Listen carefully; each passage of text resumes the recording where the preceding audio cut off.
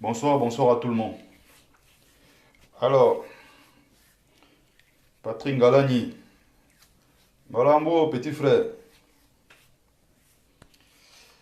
Alors, salut à tout le monde. Partagez le direct massivement et s'il vous plaît, invitez le maximum de personnes possible.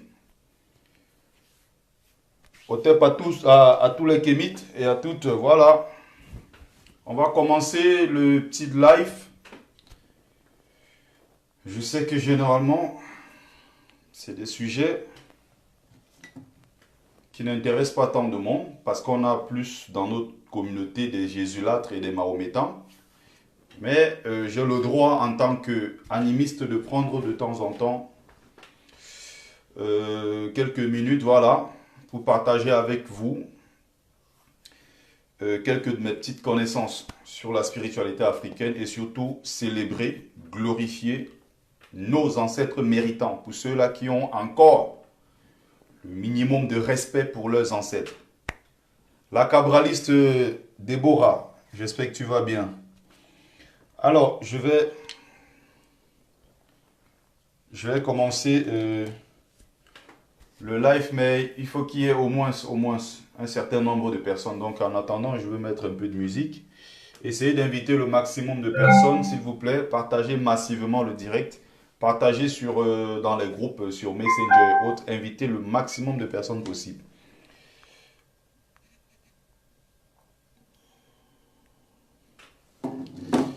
Alors, je prends le temps de faire un deux réglages comme d'habitude. En attendant, partagez le direct et surtout invitez le maximum de personnes possible.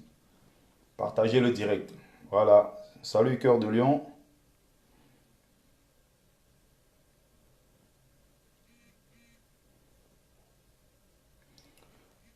Partagez le direct. Et ceux-là, bon après, généralement, voilà, je donne souvent la parole à la suite de mon développement. C'est ce que je vais faire. Je vais respecter la tradition. Donc, d'ici peu, pour ceux-là qui veulent bien prendre la parole, je vous donnerai la parole. Mais commencez d'abord par partager et suivez la deuxième partie du direct parce que l'autre jour, j'ai pas pu terminer. C'était trop long. Donc, j'ai divisé, j'ai fait ça en deux parties.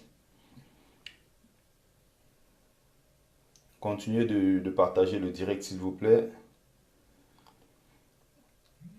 Le maximum de likes et de cœurs, c'est important. Donc, on va prendre quelques minutes. Ça, c'est très important pour ceux qui ont encore, pour ceux qui n'ont pas encore mis leurs ancêtres, comment dire ça, à la poubelle. Pour ceux-là qui ont le minimum encore d'estime pour leurs ancêtres et surtout le rôle qu'ils ont eu à jouer dans l'histoire de notre continent. Si nous sommes là, ce n'est pas le fruit d'un hasard, c'est parce qu'ils ont évidemment existé et c'est surtout parce qu'ils ont mené des combats, des très grands combats d'ailleurs qu'ils ont gagnés. Ils sont nombreux à avoir gagné des combats, gagné plusieurs batailles. Ils sont allés de victoire en victoire. C'est pour ça que nous sommes encore là, nous les Noirs. Bogos Morbelli, ça marche bien, mais bon. Globalement, pour être plus sérieux, je vais dire je me porte comme le Cameroun. C'est souvent ce que je donne comme réponse. Donc si nous sommes là, c'est justement parce qu'ils ont gagné plusieurs combats. Ils ont gagné des combats sur plusieurs fronts même d'ailleurs. Il faut préciser que les Amérindiens, les Indiens d'Amérique, pour la plupart, ont presque disparu. Ils sont nombreux. Il y a eu des persécutions, il y a eu des génocides, un peu partout dans le monde d'ailleurs, qui n'ont pas sûrement duré. Par contre, le génocide contre les Noirs, ça a commencé par l'esclavage, s'ensuit la colonisation et maintenant l'impérialisme, cette nouvelle forme de colonisation, et ça continue. Le néocolonialisme continue. Pourtant, les Noirs n'ont pas toujours disparu. Malgré tout le combat qu'on mène contre les Noirs, ils n'ont pas disparu. On a tout fait pour anéantir complètement la race noire, mais nous sommes toujours là, nous résistons. Et les Noirs, tout au contraire, au lieu de diminuer, nous sommes plutôt en train de nous multiplier, c'est-à-dire qu'à une vitesse exponentielle. Je rappelle que d'autres peuples ont disparu. Mais le peuple noir, malgré tout ce qu'on fait, je le disais la dernière fois, ça signifie que l'acte pur, le premier moteur immobile et immuable, Dieu a mis en nous quelque chose de spécial. Bonsoir Lydie Fouken. C'est important de le rappeler. D'autres, je dis bien, ont disparu, mais les Noirs sont encore là. Si nous sommes là, c'est justement parce que nos ancêtres aussi, de leur côté, ont mené une grande partie du combat. Ils ont refusé l'humiliation. Ils ont refusé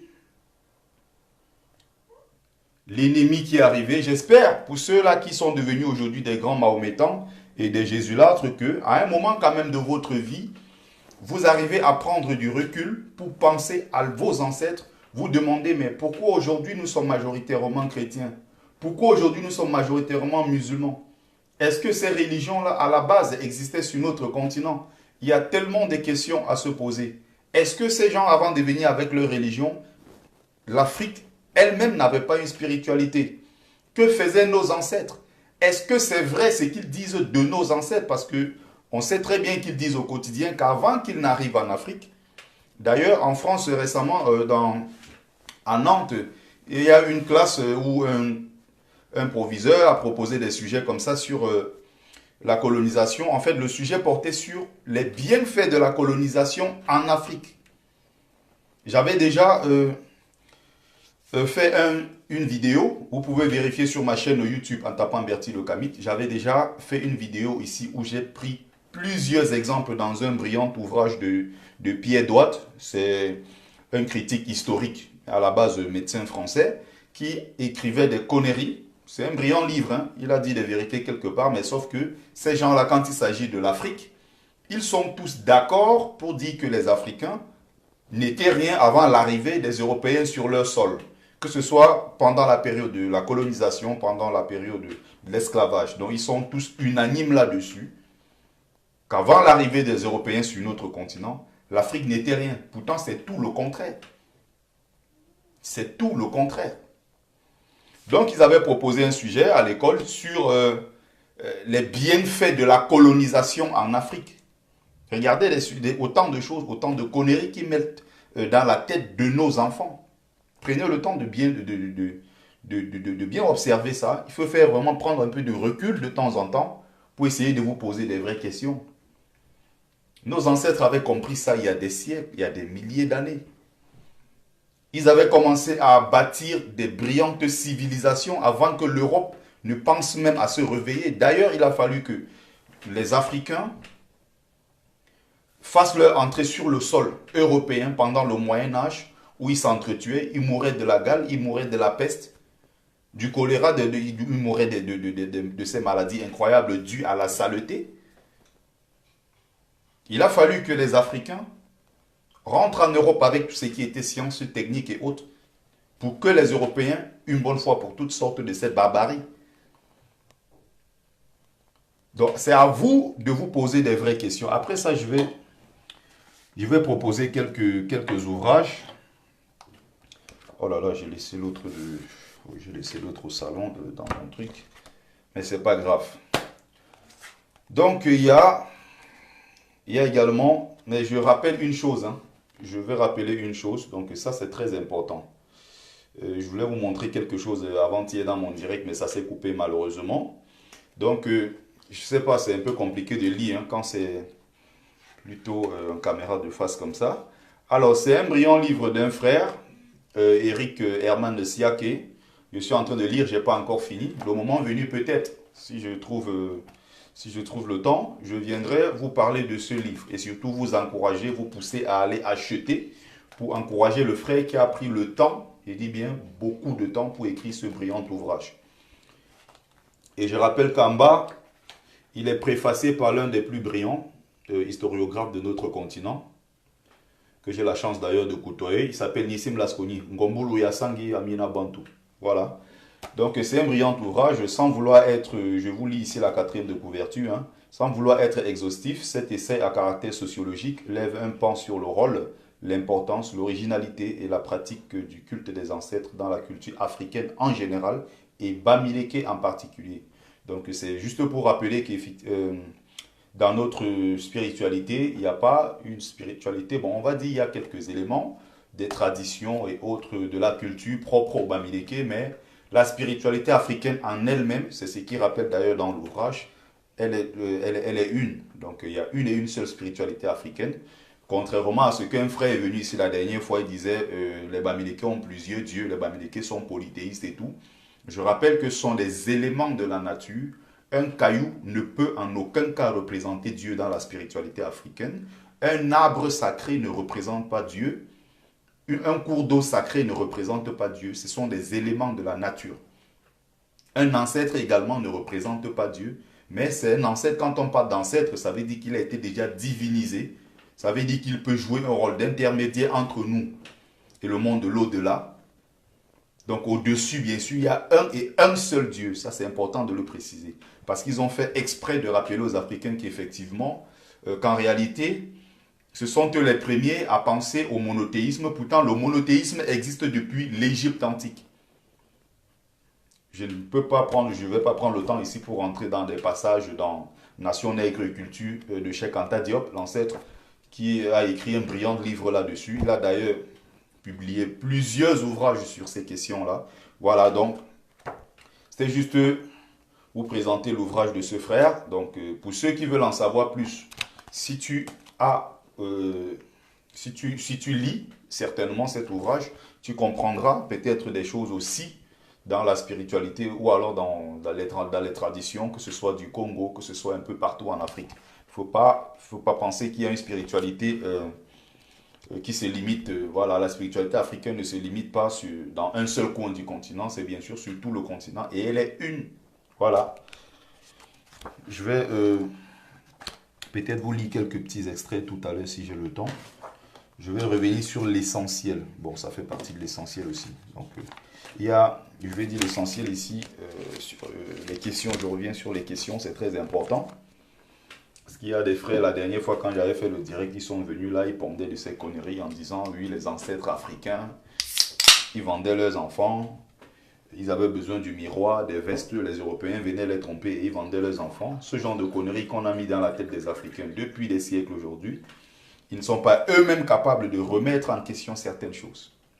Vous gobez toutes les inepties qu'on vous enseigne, ou alors du moins celles qu'on vous impose, parce que pour la plupart, ils ont des systèmes éducatifs qui sont imposés par la France ou bien par l'Angleterre, ça dépend.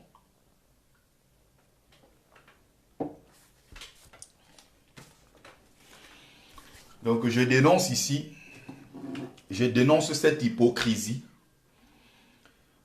des dirigeants africains. Je dénonce cette hypocrisie de nos États, qui d'ailleurs pour la majorité, je dis bien la majorité des États africains sont des États dits laïques, où il y a évidemment l'intégration de toutes les religions, les chrétiens, les catholiques sont appelés à vivre ensemble sur le même sol, et voilà, il y a des animistes, sauf que derrière ça, il y a une grosse hypocrisie. Les gouvernements, la majeure partie de ces gouvernements africains, la majeure partie de ces dirigeants reconnaissent l'existence de plusieurs religions et le cas particulier de la spiritualité africaine, de l'animisme. L'animisme africain est reconnu donc dans la constitution de tous ces pays. Ils parlent aussi de laïcité, comme ils ont aussi entendu les Blancs. Bon voilà, ils parlent de laïcité, il faut qu'on ramène le même copier-coller aussi chez nous en Afrique. Sauf qu'ils ne l'appliquent pas. Il y a des budgets qui sont votés. Le gouvernement, je dis bien le gouvernement finance des églises. Le gouvernement finance les mosquées, donc l'islam, le christianisme. Le gouvernement finance et accompagne même ces chefs religieux dans l'exercice de leurs fonctions. D'ailleurs, il faut même voir dans un pays comme le Congo, les prêtres, l'ensemble de tout ce qui est prêtres et les évêques, donc le clergé, a un mot à dire sur l'élection présidentielle. Je suis d'accord. On va nous dire que c'est avant d'être le clergé, ils sont d'abord des êtres humains, ils sont d'abord des citoyens et tout. Mais sauf que quand ils s'expriment, ils ne s'expriment pas au nom, ils ne s'expriment pas en tant que citoyens congolais, mais pour la plupart, ils répondent à un ordre du Vatican. Donc pour revenir maintenant sur le rôle de l'État, la plupart du temps, qu'est-ce qu'ils font? Ils passent le temps à financer, à aider, ou alors ils laissent même le soin à tous ces dealers religieux-là de... Ils autorisent aussi entre-temps, voilà, les gouverneurs sont là, ils sont nombreux, ce sont eux, avec les mairies et autres, ils ont de business qu'ils font derrière, ce sont les mêmes qui autorisent les permis, n'est-ce pas, de bâtir, tout ce qui est église et mosquée, mais derrière, ils n'ont jamais pris le temps de financer aussi les organisations animistes. Il y en a partout. Il y a beaucoup de confréries. Mais ils n'ont jamais pensé sortir un seul sou pour dire on va aussi financer vos actions. Ils n'ont jamais pensé sortir peut-être un sou pour dire voilà ceux qui sont du MOC peut-être au Cameroun en pays Bassa, ceux qui sont peut-être dans la spiritualité Bamileke, entre guillemets, ceux qui sont peut-être dans le Bouiti au Gabon, ceux qui sont dans le Comore au Mali, ceux qui sont dans la... Il y a autant d'exemples. Pourquoi ils ne financent pas? Donc vous avez vu qu'aujourd'hui, parce que nous sommes abandonnés à nous-mêmes, nous avons été obligés de nous prendre nous-mêmes en main. J'appelle tous ceux-là qui veulent peut-être faire un don, qui veulent faire quelque chose, à contacter encore le centre Moukadilo Mouya. C'est le tout premier centre. C'est en Côte d'Ivoire qui sera construit, c'est-à-dire un grand temple de la spiritualité africaine où les Africains pourront prendre le temps. Ils pourront même faire des déplacements, pourquoi pas. Ils pourront partir des pays voisins pour s'y rendre, pour aller rendre hommage à leurs ancêtres. Ça, c'est très important. Il y a cette hypocrisie de tous ces dirigeants africains. Ils disent oui, nous reconnaissons l'existence des autres religions. Sauf que quand il faut distribuer un peu d'argent, ils ne pensent jamais aux animistes. Pour eux, c'est l'islam qui doit régner en maître. Pour eux, c'est le christianisme qui doit régner en maître. Et je peux comprendre pourquoi. Parce que la majeure partie de ces chefs d'État, gouverneurs, ministres et autres, sont soit chrétiens fiers de l'être, sont soit musulmans fiers de l'être. Et donc, ils ne se voient pas en train de financer une religion entre guillemets concurrente. C'est des choses à dénoncer. Nous avons aussi besoin des fonds pour réhabiliter notre culte. Nous avons aussi besoin des fonds pour réhabiliter, pour redynamiser même la culture, nos traditions, pour redynamiser même la spiritualité africaine. On a besoin d'argent pour tout ça. Mais qui sont donc ceux-là capables de financer? Pour la plupart, ils sont musulmans fiers de l'être, chrétiens fiers de l'être, et même francs-maçons fiers de l'être, rosicruciens et autres fiers de l'être. Donc c'est des gens qui, au quotidien, passent le temps à cracher, à humilier leurs ancêtres. Partagez le direct, s'il vous plaît. Prenez le soin de partager, c'est très important. Partagez le direct massivement.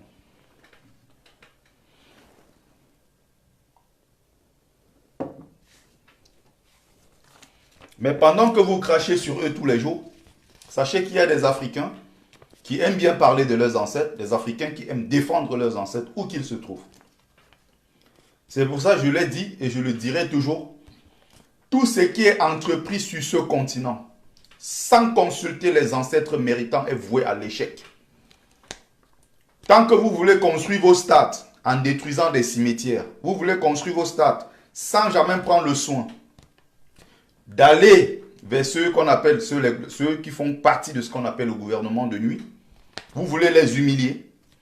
Vous voulez croire que parce que vous sortez, je ne sais pas, des capitales, vous pouvez rentrer dans des villages africains, vous pouvez aller n'importe où sur le territoire parce que vous avez le poste de je ne sais quoi, ministre de ceci. Sachez que tout ce que vous entreprendrez sans l'autorisation et surtout sans la bénédiction de vos ancêtres, tous ces projets sont voués à l'échec. C'est très important. Les Arabes glorifient leurs ancêtres. Les Européens le font. Les Chinois le font. Les Japonais le font. Il n'y a que le nègre pour penser que son ancêtre, c'est le diable. Son ancêtre vendait des esclaves. Son ancêtre était un soulard qui passait le temps à boire du rhum ou bien il buvait de l'alcool. Il vendait ses enfants aux négriers blancs qui arrivaient. Père Sou-Tangi, bonsoir. Donc, invitez le maximum de personnes, s'il vous plaît, et partagez le direct. Donc sachez que pendant que vous humiliez ces ancêtres, il y a des Africains qui sont là prêts à tout pour les défendre. Et avec moi, c'est des sujets qui sont sacrés. C'est pour ça que j'ai même du mal sur plusieurs autres questions, sur plusieurs autres aspects même de la vie. Parce qu'il y a des choses que je n'accepte pas. Il y a des choses que je ne tolère pas. C'est même d'ailleurs pour ça que j'ai un peu du mal voilà, sur quelques petits trucs. J'ai un peu du mal à voir. Bon, je vois une femme, même si elle est très très belle. Une magnifique femme, elle a toutes les qualités que j'aime bien. Les femmes avec des belles rondeurs, les rondeurs bien reparties sur le corps. Belles femmes, Camite et autres.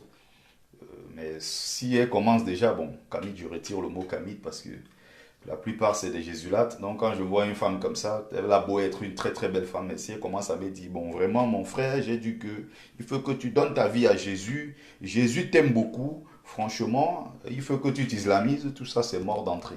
C'est pour ça que c'est pas du tout évident. Mais nous sommes décidés à construire une nouvelle Afrique. Une Afrique qui donne une place de choix à ses ancêtres. Et je pense que ce n'est qu'en empruntant ce chemin-là que nous pourrons faire ce qu'on appelle la renaissance. On en parle. Et nous avons la chance parce que nous n'avons pas perdu nos langues.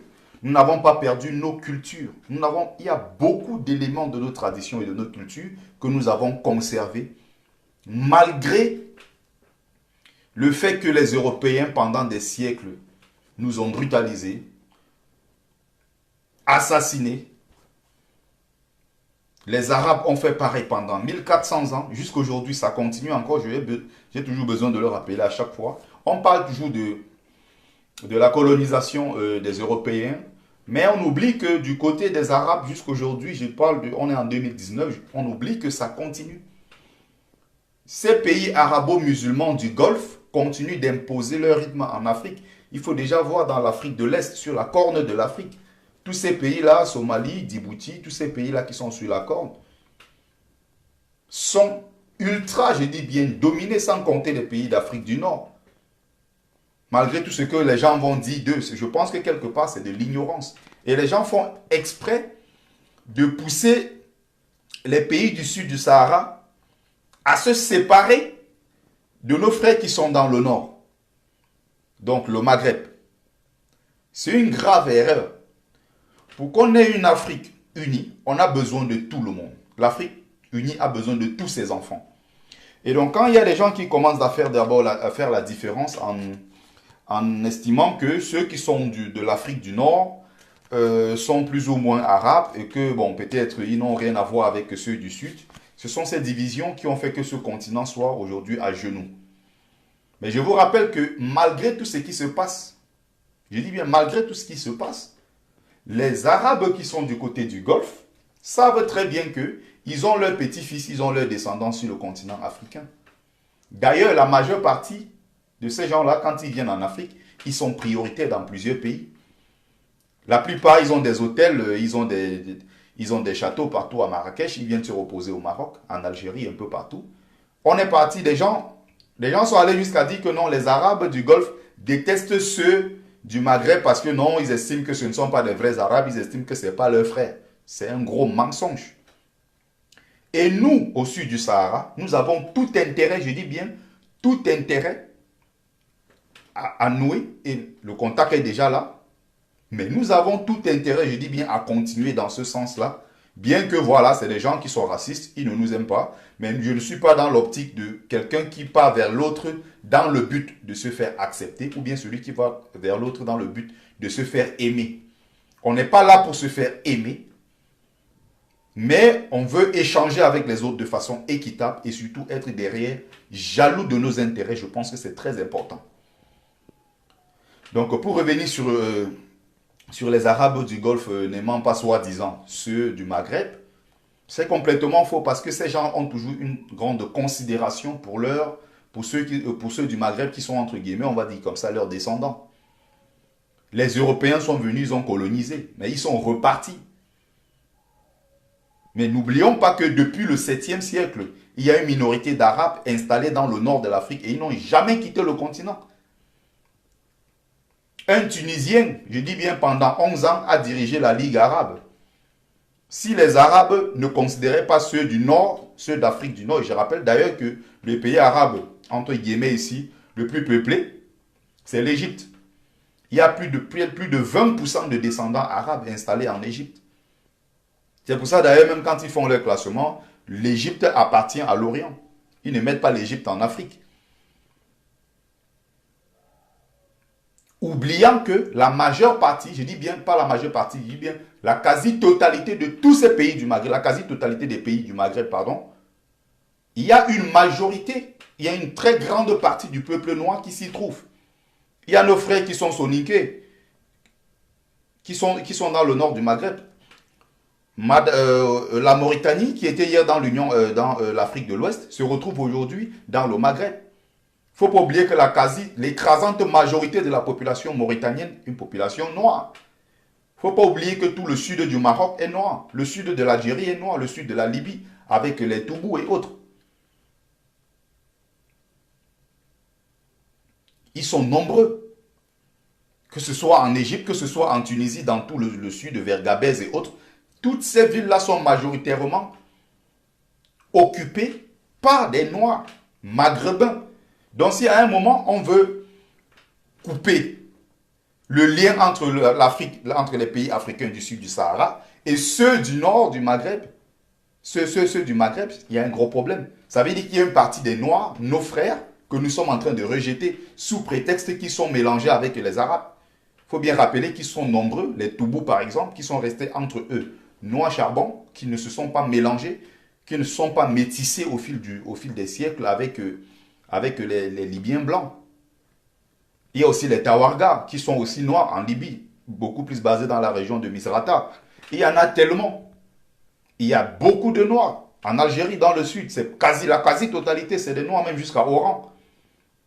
Gardaya, Timimoun, dans toutes ces régions. Donc, je vais continuer donc pour revenir sur le truc, pour dire que sur les Arabes, je vais passer vite fait là-dessus. Juste pour vous rappeler que pendant qu'on tente de faire croire aux gens que non, ils sont très très distants, sous prétexte que voilà, il y a entre-temps certaines... D'ailleurs, vous allez voir, il y a la majeure partie des filles du Maghreb, tunisiennes, algériennes, marocaines et autres, participent à leur truc qu'ils appellent l'organisation des Miss. Là. Ils ont des jeux pan-arabes, c'est-à-dire des jeux qui regroupent en fait tous les pays arabes du monde. Tous, je dis bien, tous ces pays d'Afrique du Nord sont invités. En priorité, il y a beaucoup. Quand ils font même l'élection de Miss Arabe, là-bas dans leur truc là, il y a beaucoup de Marocaines, Tunisiennes et autres qui y vont, hein, qui sont invités. Donc c'est nous-mêmes là, nous sommes dans la connerie. C'est nous les perdants dans tout ça parce que on veut toujours faire croire aux gens que non, en réalité, on accepte en fait, on tombe dans le piège que les autres nous tendent. Nous avons tout intérêt à nous réunir. Donc il y a ceux qui sont en train de dénoncer le Maroc parce que le Maroc veut faire partie de l'Union de la CEDEAO. Les gens sont tout en train de dire mais pourquoi ces Arabes-là, ils ne nous aiment pas. Mais on n'est pas là pour aimer les gens, on n'est pas là pour se faire aimer. Mais la question qu'on doit se poser, dans ce partenariat entre l'Afrique et le Maroc, entre, je vais dire, les pays du sud du Sahara et le Maroc, qu'est-ce que nous gagnons dans ça? Soyons jaloux de nos intérêts, c'est tout ce que nous avons à faire. Et en passant, il ne faut pas oublier que le premier investisseur en Côte d'Ivoire au jour d'aujourd'hui, c'est plus la France. Depuis bientôt 10 ans déjà. Ce n'est plus la France. Le premier investisseur en Côte d'Ivoire, c'est le Maroc. Ce n'est plus la France. Ça fait longtemps. Donc on peut bien se demander, c'est une question qui me semble légitime, c'est une question qui me semble même évidente. Dans ce lien avec eux, qu'est-ce que nous gagnons? Dans ce lien avec l'Algérie, dans ce rapport-là avec tous ces pays d'Afrique du Nord, qu'est-ce que nous gagnons? Soyons juste jaloux de nos intérêts. On n'a qu'à faire la même chose avec les Chinois, les Turcs, les Japonais qui arrivent, les Indiens et autres. C'est aussi simple que ça. On n'est pas là pour se faire aimer ou bien accepter des autres. Ce n'est pas ça le but. Donc, c'était juste une parenthèse. Je reviens sur la spiritualité africaine. C'est ce qui m'a poussé à faire ce live. Donc, s'il vous plaît, partagez massivement le direct. C'est important. Partagez.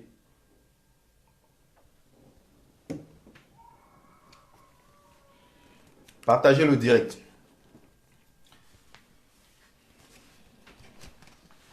Salut James Silé.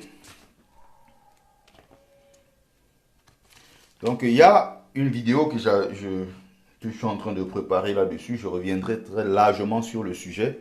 C'est très important. Invitez le maximum de personnes, s'il vous plaît. Le maximum de personnes.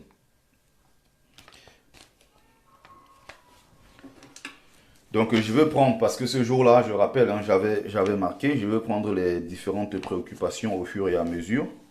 J'espère que vous n'allez pas venir signaler mon direct parce qu'il y a d'autres qui sont champions en la matière. Je ne suis pas là pour insulter votre Jésus, ni insulter votre Mohamed. Je suis là pour glorifier mes ancêtres.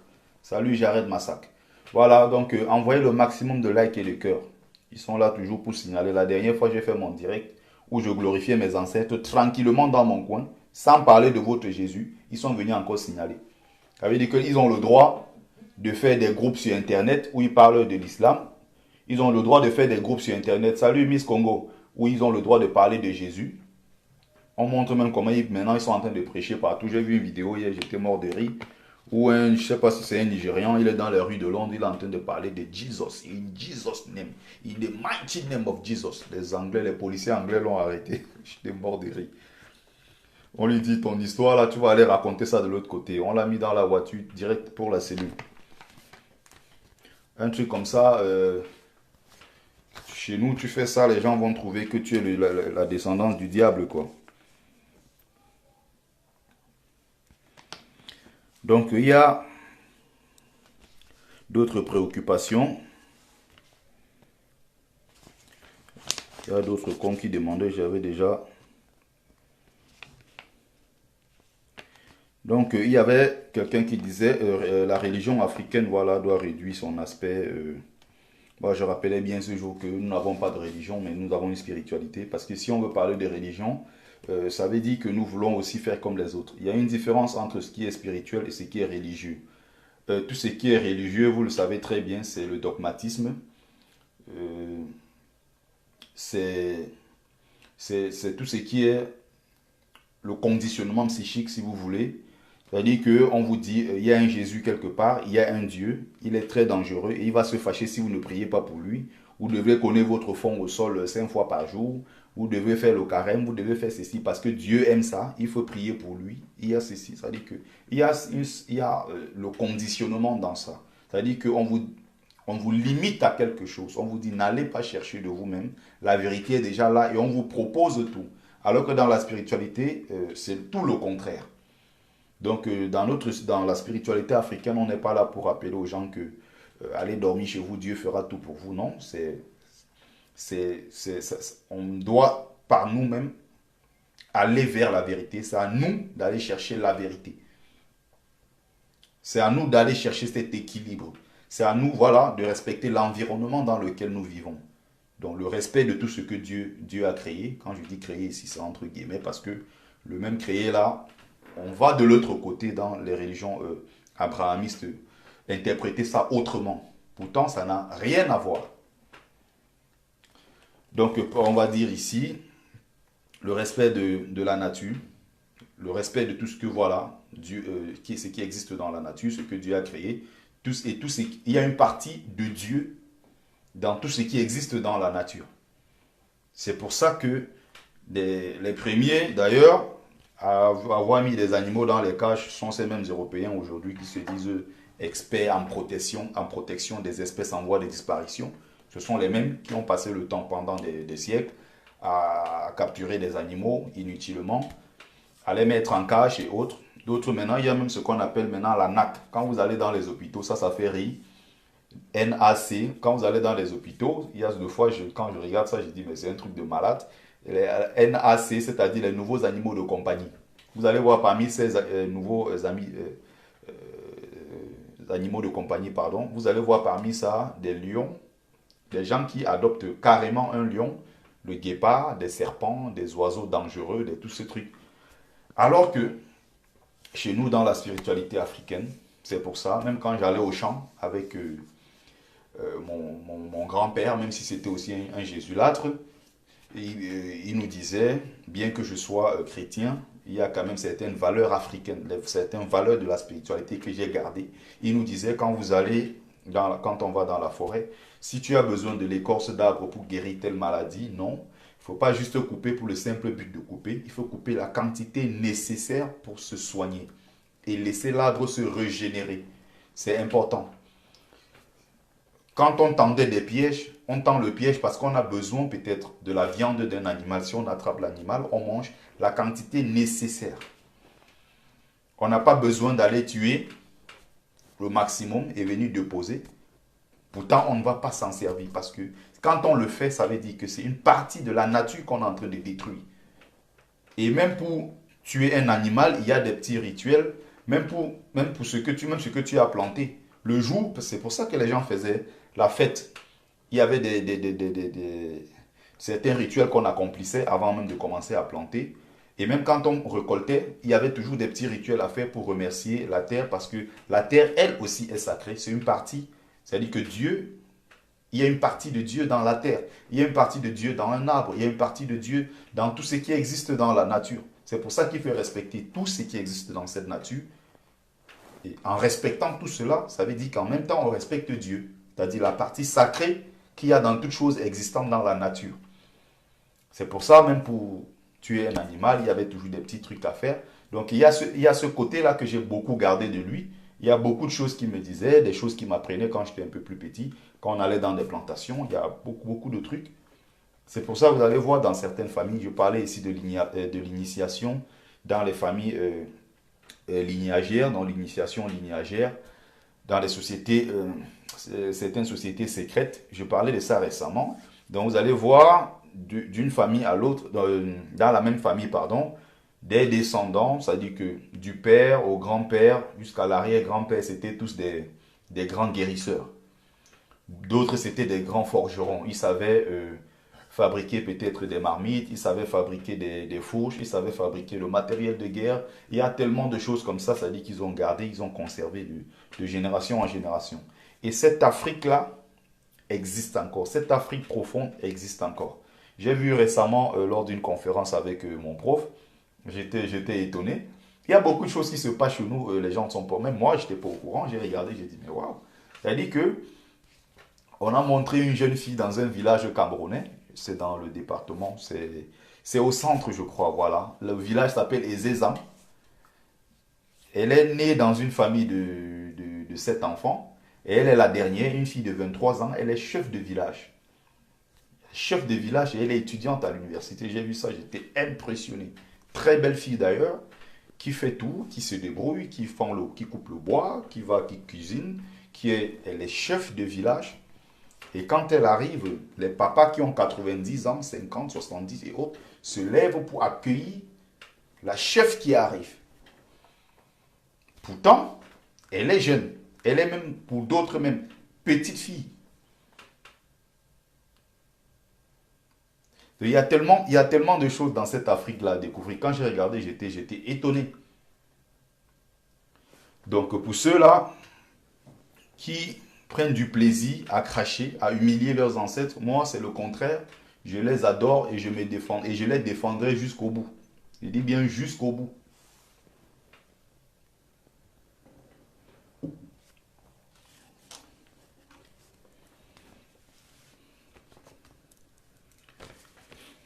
Alors, j'avais tellement ce direct-là jusqu'aujourd'hui, ça m'a vraiment marqué. Ça dit que juste parce que j'ai percé l'abcès, j'ai provoqué certains sujets, j'ai tout entendu ce jour-là. D'autres sont venus me dire comment Jésus est noir, Mohamed était noir, Abraham était noir, Moïse était noir. J'ai tout entendu, il y a tout et du n'importe quoi que les gens racontent sur la toile. Je dis mais c'est très grave. Ça dit que on est tellement dans l'aliénation, on est tellement dans ce qui appartient aux autres, on est tellement dans le copier-coller qu'on veut tout faire pour ressembler à ceux-là qui ont humilié nos ancêtres hier. C'est très grave. Quand quelqu'un dit qu'il est fier de dire que Jésus, Abraham, Mohamed et tous ces gens étaient des Noirs, je suis d'accord pour dire que la base de l'Église catholique, du christianisme, la base de l'islam, la base de toutes ces religions-là, c'est l'Afrique. C'est pour ça qu'on dit que l'Afrique, c'est le berceau de l'humanité et de toutes les civilisations, et également de toutes les religions, parce que toutes ces religions sont parties d'Afrique. Ça, on est d'accord, mais à entrer dans une nouvelle forme d'aliénation, en trouvant que tout ce qui est noir est africain, en trouvant que Mohamed était noir, en disant que voilà, je sais pas, ils ont inventé tout là. Tout vient de l'Égypte. Les pizzas, c'est les Égyptiens qui ont inventé. Il y a même d'autres, j'ai même vu, ils ont dit que le football a été inventé par des Olmecs, c'est-à-dire l'ancienne civilisation noire du Mexique. J'ai tout entendu, tellement de conneries que les gens racontent. On ne peut pas nous regarder dans le miroir de l'autre. Il faut qu'on soit nous-mêmes et qu'on parte de nous-mêmes pour pouvoir renaître. On ne peut pas vouloir renaître en voulant copier les autres. Impossible.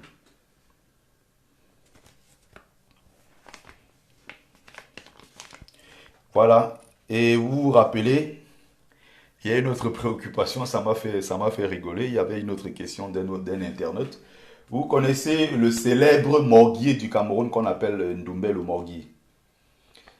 J'ai vu, c'est malheureux quand même, hein. C'est malheureux, mais bon, je ne dis pas que je vais me soucier de quelqu'un comme celui-là, hein. Il a fait son boulot et puis il était payé pour ce qu'il faisait. Donc à lui de se battre. Si à l'époque il traitait avec tous ces gens du gouvernement, tous ces satanistes-là, tous ces gens qui ont passé le temps à humilier le peuple, le vaillant peuple camerounais. Ils sont tellement nombreux comme ça. Ils ont travaillé avec le système. Il faut voir, il y a même celui qu'on appelle Roger Chantal Tulé. Vous allez même vous rendre compte qu'au départ, quand il faisait ses directs avec le jeune Paul Chouta, il y avait 3000 personnes, il y avait 4000 personnes. Les gens venaient l'écouter parce qu'on se disait, waouh, voilà un jeune innocent qui a travaillé. Il rappelle lui-même, Roger Chantal Tuile, qu'il a travaillé au Cameroun pendant 15 ans. Il touchait aux 750 ou 740 000. Il travaillait pendant 15 à 20 ans. Mais on est bien d'accord que quelqu'un qui a ce salaire-là au niveau du Cameroun ne peut pas vraiment s'en sortir avec le nombre d'enfants, avec la belle maison, avec tout ce qu'il avait derrière. Donc, c'est des gens qui hier ont été proches du système, qui ont travaillé certainement avec ce même système-là, et le lendemain, quand ils se sont retournés contre le même système, et le système a décidé de les broyer, c'est les mêmes qui viennent se plaindre sur la toile, c'est les mêmes qui viennent faire comme si, oui, ils sont victimes de l'injustice et autres, même si je ne suis pas d'accord avec ça. Qu'on menace sa femme, qu'on menace ses enfants, qu'on brûle sa maison, qu'on brûle même le chien et tout, ça, je suis 100% contre ça, mais de près ou de loin, c'est des gens qui hier étaient avec le système. Il ne faut jamais l'oublier. Parce que le problème avec nous, les nègres, c'est qu'on oublie vite. On oublie très vite. Ah, dis donc, laissons, passons sur ça. Toi aussi, évite ça. Ne cherchons pas les problèmes. Non, évitons. Et c'est parce qu'on évite que ça revient. C'est parce qu'on veut toujours déplacer que ça revient tout le temps au visage. Il faut souvent savoir se lever et combattre certaines choses.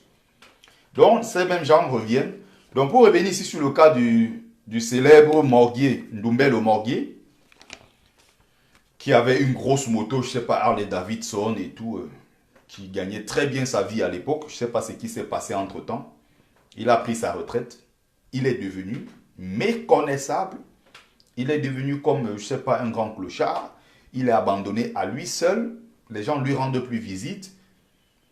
Et c'est pour ça que le jeune, ce jour-là, j'ai marqué à côté. J'ai marqué pour ne pas oublier. C'est pour ça qu'il y a un jeune ce jour qui est venu me dire, de toute façon, tu dis que tu ne crois pas en Jésus. Tu es qui pour ne pas croire en Jésus? Et il prenait donc l'exemple sur Ndoumbé le morguier en disant que même Ndoumbé le morguier a donné sa vie à Jésus. Il dit, mais Ndoumbé le morguier, c'est Ndoumbé le morguier. Moi, c'est moi. J'ai été servant à l'église catholique, je le rappelle. Hein. J'ai été confirmé. J'ai eu le baptême, leur communion de merde là. J'ai eu la première communion même. J'ai été confirmé, voilà, par à l'époque, celui qui était en constamment, on appelait Dieu de Newacho. Moi, j'ai été confirmé. Mais plus le temps passait, mes ancêtres m'ont appelé. Comme vous avez l'habitude de dire que Jésus est venu vous parler. Mes ancêtres sont venus me parler. Ils ont dit, si tu n'es pas sur le bon chemin, reviens vite à la maison. Et je suis retourné aux sources. C'est très important. Donc, pour revenir sur le cas de Ndoumbé le morguier, tellement, j'ai vu certaines images, hein, c'est pas moi qui invente, hein, vous allez taper sur YouTube, vous allez voir taper Ndoumbé le morguier, il passe dans l'émission qu'on appelle Regard social. Il est en train de pleurer pour 1000 francs. Les gens viennent, on lui rend visite, on donne 1000 francs, on donne 100 francs, il prend, il essaye d'acheter quelques petits kilos de riz pour manger. Quelqu'un que j'ai connu, j'avais quel âge à l'époque, peut-être 8 ans ou 10 ans maximum. Il venait chez nous dans le village là-bas avec une grosse moto. Il était venu avec une grosse moto, Harley Davidson. Il impressionnait tout le village. Il avait ses dreadlocks encore à l'époque. Donc récemment, il a rasé, voilà. Il s'est rasé. Attendez voir.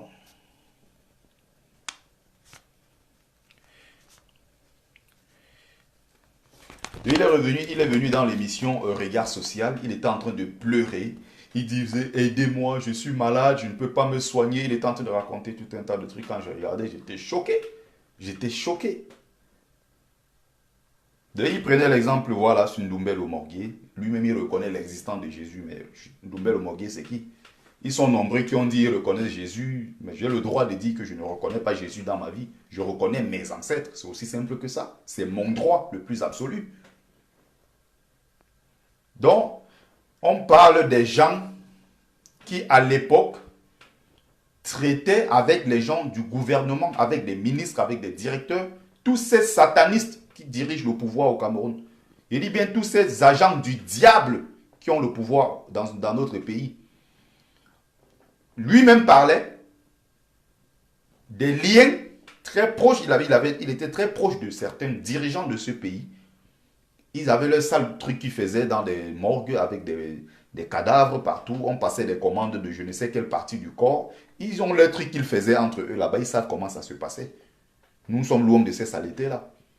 Vous avez été avec ces mêmes gens. Et demain, quand on vous abandonne, vous venez maintenant faire des directs. Vous venez à Regard Social pour pleurer en disant, ouais, voilà, aidez-nous. Me voici aujourd'hui le grand Doumbé Morguier que j'étais ceci. Me voilà aujourd'hui. Les gens viennent me donner 500. Il a le droit de se plaindre aujourd'hui. Mais est-ce que hier, quand il fallait manifester, est-ce que hier, quand il fallait dire non à ces dirigeants, ils avaient dit non, non. Ils étaient avec eux. Ils mangeaient avec eux. Aujourd'hui, quand c'est mauvais, ils veulent revenir vers le peuple pour faire croire qu'ils sont victimes d'une injustice.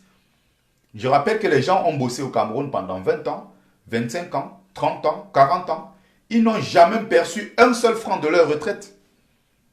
Je dis bien, ils n'ont jamais perçu un franc de leur retraite. Donc aujourd'hui, Ndoumbé se plaint.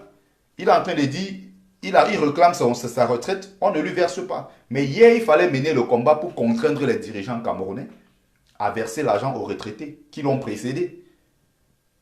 Si vous ne le faites pas aujourd'hui, sachez que demain, ça va vous rattraper. Tôt ou tard, ça vous rattrape. C'est important. Moi, j'ai un ami que je connais très bien ici en région parisienne.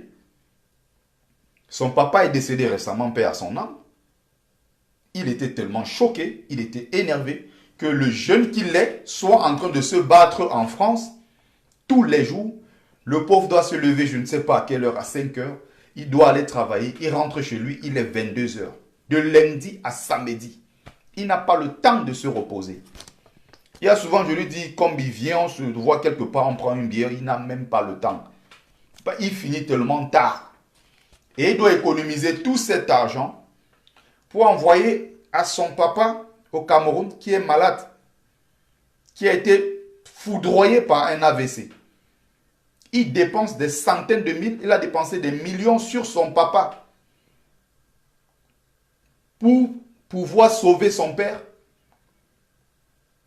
Non, non, l'option d'appel, pour le moment, j'ai bloqué. Je vais ouvrir la ligne après pour passer la parole aux gens. Donc, partagez le direct, s'il vous plaît. Partagez massivement le direct. Donc, voilà quelqu'un qui s'est battu toute sa vie. Il a bossé pendant 40 ans. Et il se retrouve, il se trouve à la retraite. Il est incapable de se soigner. Ce sont ses enfants qui doivent envoyer de l'argent pour qu'il se soigne. J'ai dit, c'est très grave. C'est très grave. C'est pour ça que nous, aujourd'hui, notre devoir, c'est de nous battre. C'est ce qui se passe aussi en France. Hein. Les retraités sont dans la merde en France. Pour beaucoup, quand même, il y en a qui se sont battus peut-être à l'époque pour que les retraites ne baissent pas. Ceux qui ne sont pas battus à l'époque sont en train de voir le résultat aujourd'hui. Quand on laisse les riches, on ne peut pas puiser dans la caisse des plus pauvres, des plus vulnérables. On puise dans la poche des retraités. Pourtant, on peut puiser dans les poches des riches. On laisse les riches ne pas payer des impôts et autres, mais on vient puiser dans les poches des pauvres. Hier, des gens ils ont travaillé 40 ans de service et c'est des gens qui travaillaient 35 heures, 40 heures, voire même 50 heures la semaine. Plus même. Parce qu'à l'époque, on travaillait bien plus que maintenant. En France, maintenant, c'est 35 heures. Mais avant, ce n'était pas ça. Les gens travaillaient 50 heures, 60, 70, même 80 par semaine. Aujourd'hui, c'est 35. Maintenant, les jeunes Français doivent travailler pour financer le système de retraite. Mais ils ne le font. Il y a beaucoup qui refusent de travailler. Ils sont chez eux, ils dorment, ils ont 800, 900 euros. Qu'est-ce que vous voulez? Il y a beaucoup qui ne vont pas bosser. Ils ont leurs 900 euros. Ceux qui se lèvent à 5 heures pour aller bosser, ils ont 1200. Donc la différence de 300 euros. Il y a un patron qui t'écrit dessus, un patron qui est derrière toi, qui te contrôle à chaque moment. Les gens, ils s'en foutent. Ils sont au boulot, ils sont au quartier.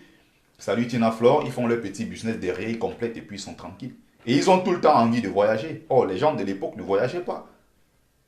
Donc, pour revenir sur le camp Doumbé, si vous ne vous battez pas aujourd'hui, c'est la raison pour laquelle je suis en train de me battre. Vous avez vu récemment un jeune au Cameroun. Je ne sais pas si ce jeune homme-là, je ne sais pas, je n'ai plus eu de ses nouvelles. Il a eu le courage d'aller dans la société, là, ils appellent, il y avait le, je ne sais pas si non, c'est pas le FECOM, non, la Caisse nationale de la prévoyance sociale, mais il y a un organisme qui s'occupe de ça. C'est-à-dire que pendant que tu travailles au Cameroun, tu dois prendre le soin d'aller vérifier le nombre d'heures que tu as déjà cotisé. Ce sont eux qui s'occupent de ça. Il est allé là-bas. Il était en service depuis peut-être plus de 20 ans, je ne sais pas. Il allait se renseigner. Il veut savoir déjà combien d'heures il a cotisé. Savoir combien il va gagner un jour s'il est à la retraite.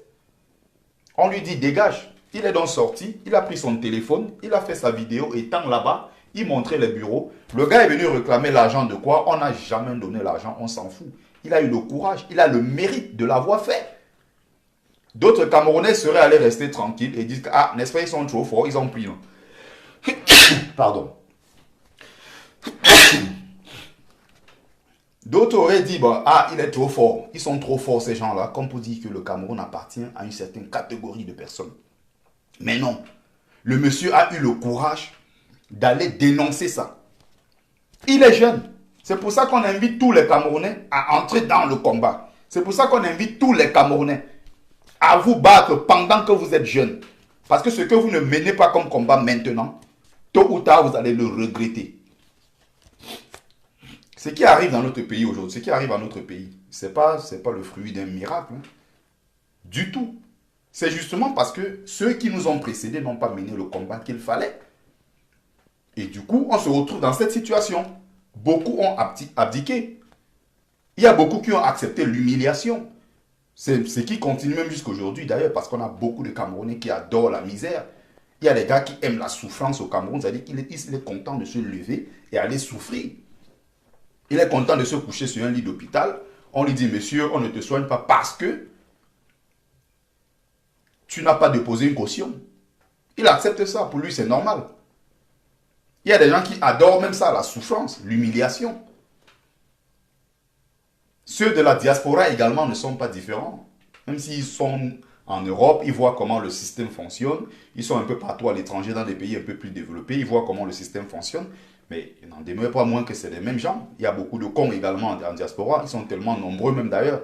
Beaucoup de cons dans nos rangs. Ils n'ont jamais été capables de revendiquer quoi que ce soit. Regardez comment les ambassades du Cameroun fonctionnent à l'étranger. Regardez comment ils humilient les frères, les sœurs, qui font des heures et des heures. Donc, quand vous ne vous battez pas, c'était juste une petite parenthèse pour pas trop me perdre. Je reviens sur la spiritualité africaine. C'est ça qui m'a poussé à faire le direct aujourd'hui. Donc, il faut qu'une bonne fois pour toutes, je termine avec ces préoccupations-là. La prochaine fois, il y a d'autres livres, en dehors de celui-ci, bien sûr, en dehors de ce brillant ouvrage, qui parle de la culture, le culte des ancêtres, donc le culte des ancêtres, le culte des crânes et autres en pays bamileke. Je reviendrai avec plusieurs autres ouvrages que je vais vous proposer pour ceux qui veulent en savoir plus.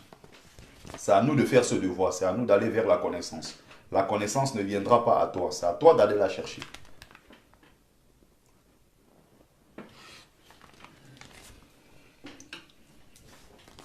Il y a quelqu'un qui me disait, le même qui disait, même Socrate ils ont de ces conneries qu'ils racontent. Même Socrate, même les grands philosophes disaient qu'ils ne croient pas en Dieu. Ils ne croient pas en Jésus. Et à la dernière minute, en mourant, ils ont dit que Jésus est grand, Jésus est ceci. Il y a tellement de conneries dans notre communauté. On a un peuple vraiment de malades. C'est pour ça que on prend le temps de faire le petit travail, c'est-à-dire ce que nous faisons, la sensibilisation. C'est important et c'est un long combat. C'est un combat d'ailleurs qui est très long. Regardez comment, sur le hold-up électoral, aujourd'hui, c'est un peu en train de faiblir. On est en train de tout faire pour remonter la pente. Il y a beaucoup qui sont en train de se décourager. Ils sont venus dans ce qu'on appelle l'enthousiasme du début, l'émotion, ce qu'on appelle le raya raya.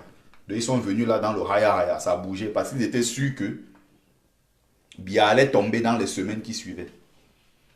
Ils étaient sûrs que Biya allait tomber en 2-3 mois de marche.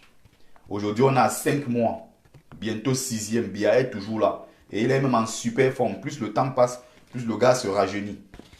Il mange le bon poème sans sel et autres. Le gars est en forme au palais. Beaucoup se sont découragés à cause de ça. Parce qu'ils venaient croyant que dans les semaines qui suivaient, voilà, Biya allait dégager. Ils allaient dire, oui, nous on est trop fort parce qu'on a fait partie Biya. C'est une course de fond. Et il faut être prêt. C'est ce qu'on appelle la résistance. Donc ça va encore durer. Ça va prendre beaucoup de temps. Mais ça va prendre le temps que ça va prendre. Biya va dégager. Avant que cette année ne finisse d'ailleurs, il va dégager. D'ailleurs, les taux sont en train de se resserrer. Sur le plan international, on le voit très bien que c'est mort. Et même sur le plan national, les Camerounais, d'ici peu, vont se lever. Ça, j'y crois jusqu'au bout. J'y crois.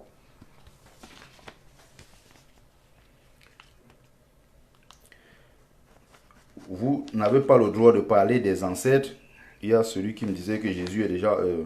nos ancêtres sont déjà morts et en plus c'était des satans. Pourquoi parler d'eux? Le défi que je lui ai lancé, c'est de me prouver que Jésus n'est pas mort. Jésus aussi est mort. Pourquoi vous priez Jésus tous les jours?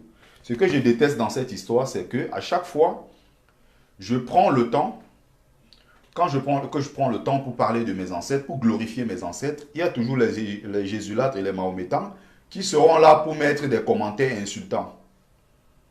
Si vous insultez mes ancêtres, j'ai aussi le droit d'insulter les vôtres, les ancêtres des autres que vous glorifiez. Parce que c'est des gens même qui s'en foutent de vous.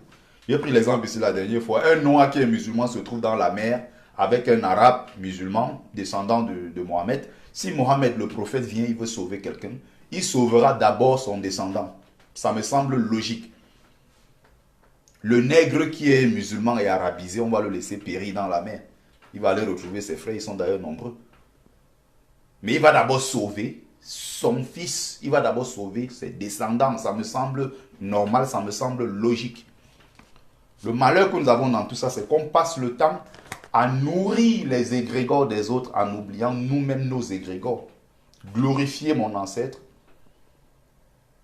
c'est nourrir un égrégore typiquement, purement africain. Alors que rentrer dans l'islam, c'est nourrir l'égrégore d'un ancêtre arabe qui n'a rien à voir avec l'Afrique. Donc vous enrichissez, vous nourrissez les égrégores des autres peuples qui n'en ont rien à foutre de vous. Les Arabes ne reconnaissent des Noirs comme étant que comme des esclaves. C'est pour ça qu'il y a tous les qualificatifs chez eux. Abid, Kalouche, ils ont tous les noms pour traiter le nègre d'esclave et autres. Ils n'ont pas d'autres noms. Ils considèrent le noir, il n'y a pas autre définition. Le noir, c'est l'esclave. C'est aussi simple que ça. Chez les Européens, c'est pareil. Chez les Juifs, c'est pareil. Vous allez toujours aller nourrir les égrégores des autres peuples en insultant vos propres ancêtres. Alors que votre devoir d'abord, c'est de nourrir vos égrégores. C'est de glorifier vos ancêtres. Mais non, vous ne le faites pas. Ce que vous savez faire, c'est réciter bêtement ce que les Blancs ont imposé ou bien réciter bêtement ce que les Arabes ont imposé. Voilà le danger de l'Afrique. Vous voulez prospérer, vous voulez avancer, mais ceux que vous piétinez, ceux que vous humiliez tous les jours, c'est vos ancêtres. Il est impossible, je dis bien impossible d'avancer dans ces conditions-là. Il y a quelqu'un qui disait, je crois à mes ancêtres d'abord et Dieu après. Les ancêtres ici dans la spiritualité africaine, c'est des gens, c'est des êtres déjà divinisés, comme je disais tout à l'heure. Ils ne remplacent pas Dieu. Dieu est bien sûr au-dessus. Mais je rappelle ici que quand je parle de Dieu, ça se confond également à l'ancêtre. Sauf que Dieu, dans la spiritualité africaine, a une autre définition. On interprète ça autrement.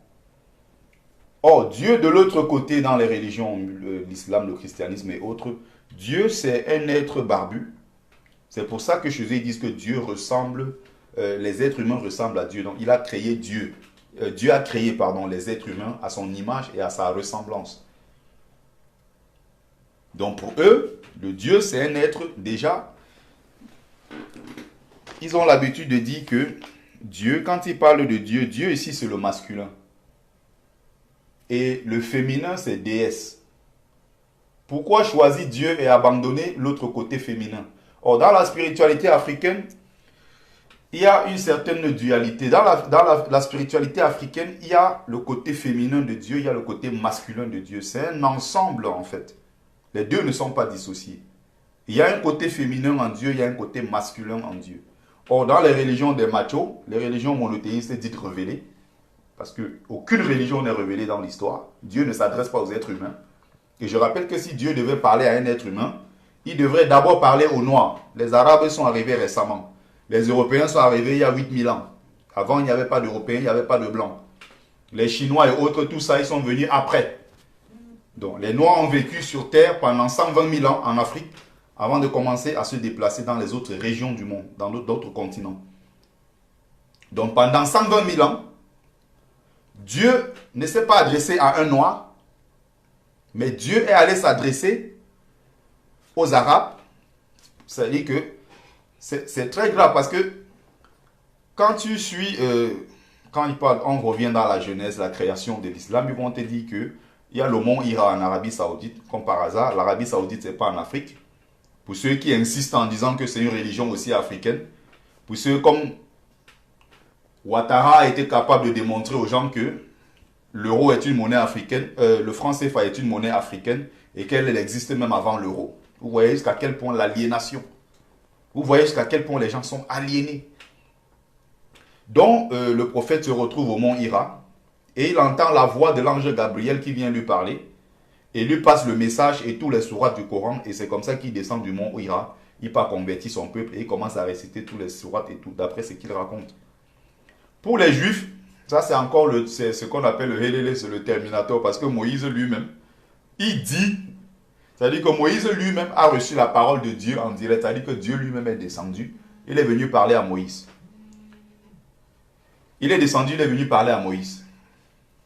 Quand tu vas de l'autre côté chez les chrétiens, c'est pareil. Jésus, c'est le Fils de Dieu, c'est-à-dire que il y a le lien de sang, c'est-à-dire que c'est tellement rapproché, il est le Fils de Dieu, et Jésus lui-même est Dieu d'après ce qu'ils disent. Il est non seulement le Fils de Dieu, Jésus est Dieu.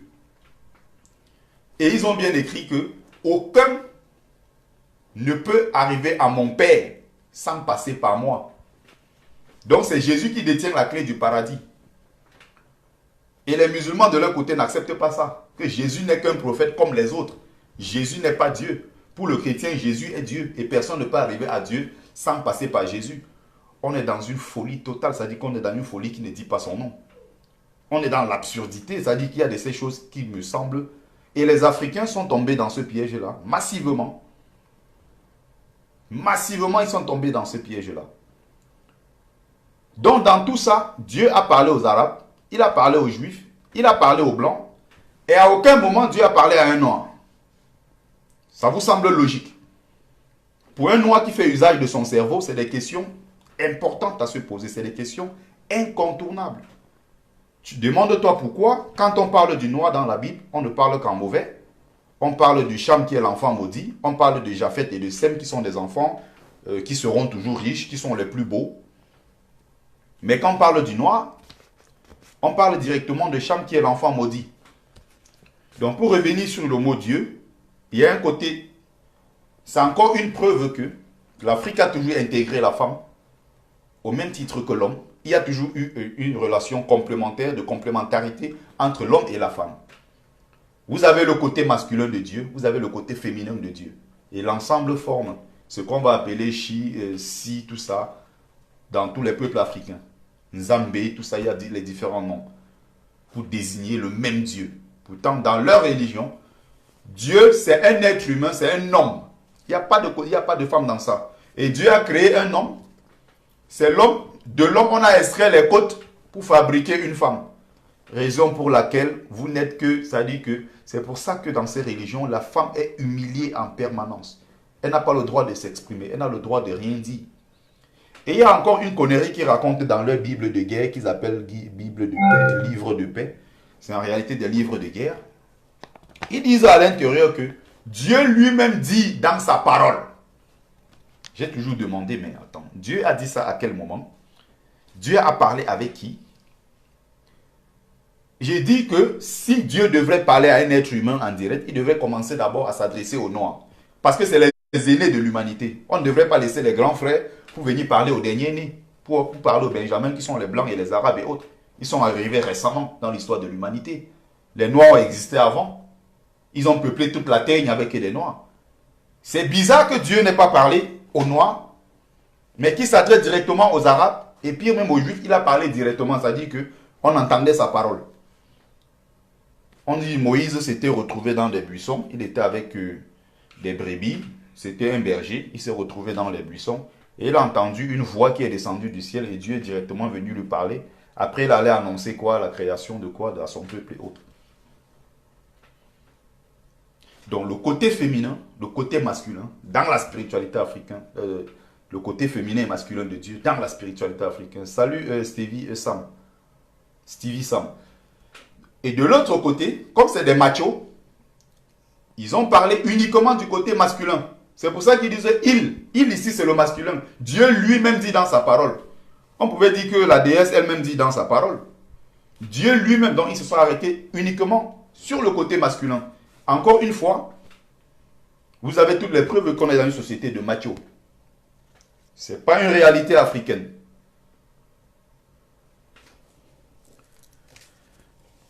Je vais revenir, Kaman African, sur ta question, sur ta préoccupation de tout à l'heure. Après, je vais vous donner la parole.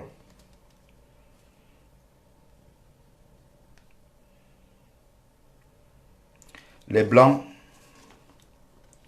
ils me disaient que ce que les ancêtres des Blancs, voilà, les ancêtres des Blancs, voilà une autre question. Les ancêtres des Blancs ont laissé des grands héritages. Et leurs enfants en profitent aujourd'hui. Toi qui es noir, tes ancêtres ont laissé quoi? Tes ancêtres n'étaient que des sorciers. Ils passaient tout le temps à boire du vin. Ils vendaient leurs enfants. Les ancêtres étaient des vampires. Ils mangeaient les gens la nuit. Voilà ce qu'ils me disaient. De regarder jusqu'à quel point le nègre est convaincu que Dieu, les Blancs, les ancêtres blancs ont laissé un héritage à leurs enfants. Et les ancêtres noirs n'ont rien laissé. Nous ont rien laissé. C'est très très grave. Très grave. Partagez le direct s'il vous plaît, partagez. Diana Sudeux, bonsoir. Je rappelle que les plus brillants héritages, les ancêtres africains ont laissé. D'ailleurs, je vais commencer par l'Égypte antique. La plus brillante civilisation qui ait existé dans l'histoire de l'humanité, qui a duré 3000 ans, parce que toutes les autres civilisations, c'est 400 ans, les Arabes c'est 800 ans, les Européens on est à 500 ans et bientôt, ils sont sur la pente descendante. Je dis bien, l'Égypte antique c'était 3000 ans, incomparable.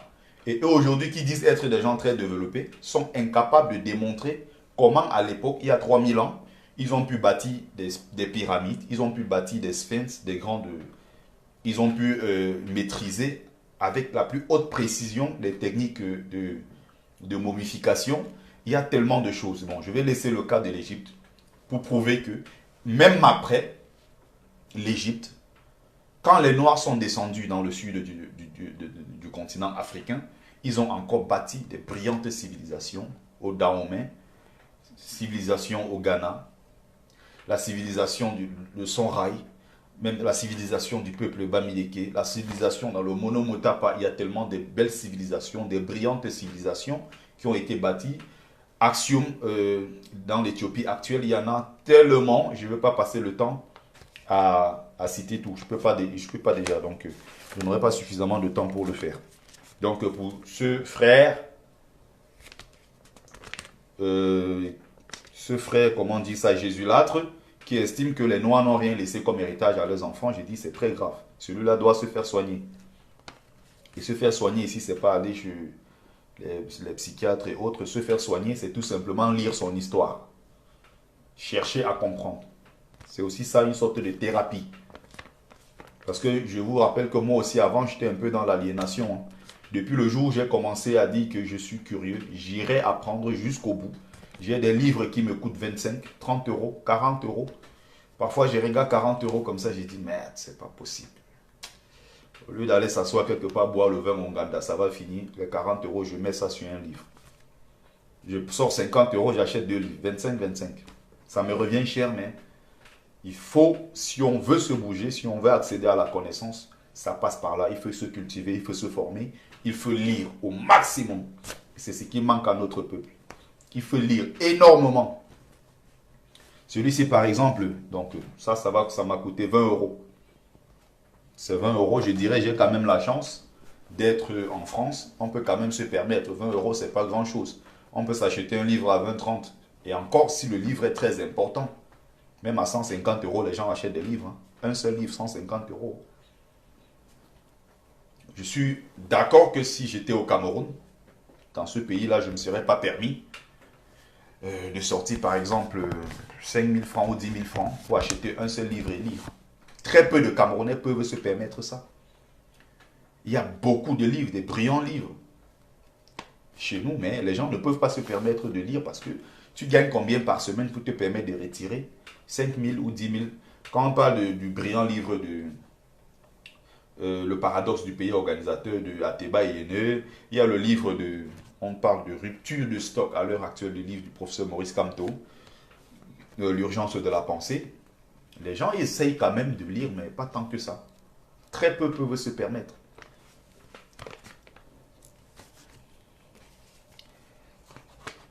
Ça, c'est très grave. Les Arabes ont laissé un héritage à leurs enfants. Les Chinois ont laissé. Les Blancs ont laissé. Tout le monde a laissé. L'Africain est le seul à penser que ses ancêtres n'étaient rien du tout sur cette terre. Ils n'étaient que des sorciers. Ils n'étaient que des esclaves. Ils n'étaient que des soulards. Des choses comme ça me choquent. Ça me choque. Vous ne pouvez pas savoir à quel point ce genre de choses me choque. Qu'un Africain pense que son ancêtre n'était rien. Vous croyez qu'avec tout ce que le peuple africain a vécu, a subi, vous croyez que si les Africains n'avaient pas quelque chose de spécial, on serait vivant aujourd'hui? Les Blancs ont tout tracé pour effacer l'homme noir de la surface de la terre. Mais ils n'ont pas pu. Les Arabes l'ont fait. Castrer nos ancêtres. Les empêcher de faire des enfants. Le cas des Européens, c'est grave, mais on a quand même la chance qu'aujourd'hui, on a beaucoup de millions d'enfants qui sont nés dans le Nouveau Monde. Le deuxième pays au monde le plus peuplé, où il y a plus de Noirs, après le Nigeria, c'est le Brésil, avec plus de 100 millions de Noirs. Je dis bien plus de 100 millions de Noirs, des Afro-Brésiliens. On a des Afro-Colombiens, des Afro-Mexicains et même des Afro-Canadiens.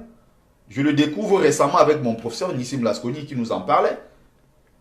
Des Noirs canadiens qui ne sont pas issus de l'immigration, comme on peut voir aujourd'hui. Non, des Noirs canadiens, typiquement canadiens, qui sont arrivés au Canada après la fin de l'esclavage et autres et tout. Il y a beaucoup de Noirs canadiens qui se sont installés. Ils sont Noirs canadiens, ils vivent sur leur terre. Le Canada, c'est leur terre. Il y a des Noirs partout. Des Dravidiens en Inde. Vous allez trouver ceux qu'on appelle les intouchables au Yémen. Des Noirs d'origine africaine, il y en a partout. En Australie, vous allez trouver sur tous les points de la terre. Ce n'est pas un hasard si c'est... Donc, pour revenir sur le Nouveau Monde, on a quand même la chance parce qu'à l'époque, ils avaient tout fait. Dans le monde arabe, c'est d'ailleurs pour ça que vous allez voir très peu. Mais ils y sont quand même. Chez les Perses en Iran, il y a des Noirs iraniens. J'ai vu des matchs de football de l'équipe nationale d'Iran. L'animateur et le speaker, le grand speaker du stade, c'est un Noir iranien. Afro-descendant. Avec le tambour. Parce que le tambour ici, ce que les Congolais appellent le tambour sacré, Ngoma Lungundu, c'est vraiment un instrument. C'est-à-dire quand c'est un instrument, quand vous voyez ça quelque part, même si aujourd'hui les gens tentent de s'approprier, quand vous voyez cet instrument quelque part, ça signifie que le noir est passé par là. Le tambour. Grand, c'est-à-dire que c'est lui qui chauffait le stade et il a son tambour, un Iranien. Ils sont tellement nombreux. Regardez la guerre que tout le monde entier jusqu'à aujourd'hui mène à notre peuple. Mais les Noirs continuent d'exister et ils font surtout beaucoup d'enfants. Les Noirs continuent de faire des enfants partout. Regardez le combat qu'on mène contre nous. On nous mène un combat, mais vous ne vous rendez même pas compte. On fait tout pour que les femmes noires aux États-Unis se retrouvent seules. On fait tout pour que les hommes se retrouvent de leur côté pour ne pas faire le maximum d'enfants parce qu'ils ont peur de se retrouver demain avec une Amérique, avec beaucoup de noirs. C'est pareil, en Europe, ils font tout pour se protéger en faisant croire aux nègres que non, l'avenir du monde, c'est le métissage parce que bon, ils trouvent qu'on est un peu trop noir, il faut nous diluer un peu la peau en faisant des enfants un peu, voilà, mi-blanc, mi-noir et autres. Il faut éviter qu'on ait le maximum d'enfants noirs charbon avec des cheveux crépus en Europe. C'est fait exprès. Parce qu'ils ont peur d'être envahis. J'ai toujours appelé ici les femmes noires. Même si vous voulez qu'on vous donne des enfants gratuits, appelez-nous. Nous, on est là pour vous, on va vous donner des enfants. Faites le maximum d'enfants noirs en Europe. Ça, c'est important. On va beau dire que c'est des Afropéens, mais c'est important qu'on occupe l'espace. Je vous rappelle qu'aujourd'hui, ceux qui sont en train de dominer, ils dominent et ils ont pris des positions très très stratégiques. Et même d'ailleurs, au sein même du pays, au sein du continent, ceux qui prennent davantage la parole, ceux qui ont aussi le pouvoir de décider, c'est ceux-là qui sont nombreux. On sait très bien que les Juifs sont puissants. Hein. Ils sont surpuissants, ils sont des grands industriels. Ils ont tout. Mais ils ne sont pas nombreux. On a à peine 600 000 Juifs en France. Et beaucoup sont en train de fuir, ils retournent chez eux, beaucoup sont en train de partir. Mais l'ennemi d'en face est en train de prendre du terrain, est en train de gagner du terrain. Depuis des décennies, aujourd'hui, ils sont devenus tellement plus nombreux. Ils sont en train de gagner du terrain. Il y a des villes aujourd'hui qui vont à Saint-Denis. À Saint-Denis, 90% de la population, c'est d'origine nord-africaine. Mélangé aussi avec ceux qui viennent des pays du sud du Sahara. Vous allez à Argenteuil, la plupart, il y a beaucoup de villes en France où on sait que là-bas, mais ça appartient aux Africains. Mais ils font tout pour se protéger. Moi, ça me semble normal. Il n'y a que chez nous en Afrique, comme pour ouvrir, voilà, les routes, on met le tapis rouge aux descendants d'Indiens et de Pakistanais. Et le pire même, c'est que le président Uhuru Kenyatta a intégré cette tribu comme la 44e tribu du Kenya. Les Indo-Pakistanais du Kenya. C'est très grave. Il n'y a que chez nous qu'on ne peut pas protéger nos intérêts. Il n'y a que chez nous qu'on n'est pas jaloux de nos intérêts. Vous imaginez, on va dire aujourd'hui les Algériens, je ne sais pas, Camerounais, Congolais, les anciens descendants de... On va créer par exemple en France une tribu qu'on appelle la tribu des descendants de tirailleurs. Gens ont dit, voici leur ville, les Africains, Congolais, Maliens et autres, avec les Maghrébins mélangés, vous faites votre truc. C'est comme ça que ça se passe au Kenya. C'est-à-dire, tu arrives, tu as l'impression que tu es en Inde ou bien tu es au Pakistan. Ils sont chez eux, sur leur terre. Et même beaucoup ont refusé la nationalité même de ce pays. Ils ont toujours des passeports pakistanais. Ils ont des passeports indiens.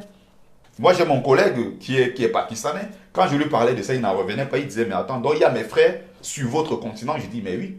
Je suis allé jusqu'à taper les vidéos sur YouTube pour lui dire, voilà tes frères. Et quand il regardait sur le même visage, il dit, mais c'est pas possible ça. Comment ça peut exister? Mais oui. Ils sont arrivés à l'époque là-bas avec... beaucoup ont été pris comme esclaves pour venir au Kenya avec les Anglais, qui étaient anciens colons, partis de cette région-là pour se rendre dans l'est de l'Afrique. Ils avaient pris beaucoup avec eux. Et au fil du temps, ils se sont développés dans leur communauté. Ils ont leur mosquée à eux. Les Noirs sont d'ailleurs interdits de passer là-bas. Ils ont leur mosquée. Ils ont leur truc à eux. Leurs écoles, leur auto-école. Ils ont tout, leur langue, ils ont leur centre culturel. Ils ont tout conservé. Ils sont jaloux de leurs intérêts. Il n'y a que chez nous qu'on pense que le meilleur noir, c'est celui qui doit ressembler aux blancs. Le meilleur nègre arabisé, c'est celui-là qui doit ressembler aux arabes. Il n'y a que chez nous qu'on pense comme ça.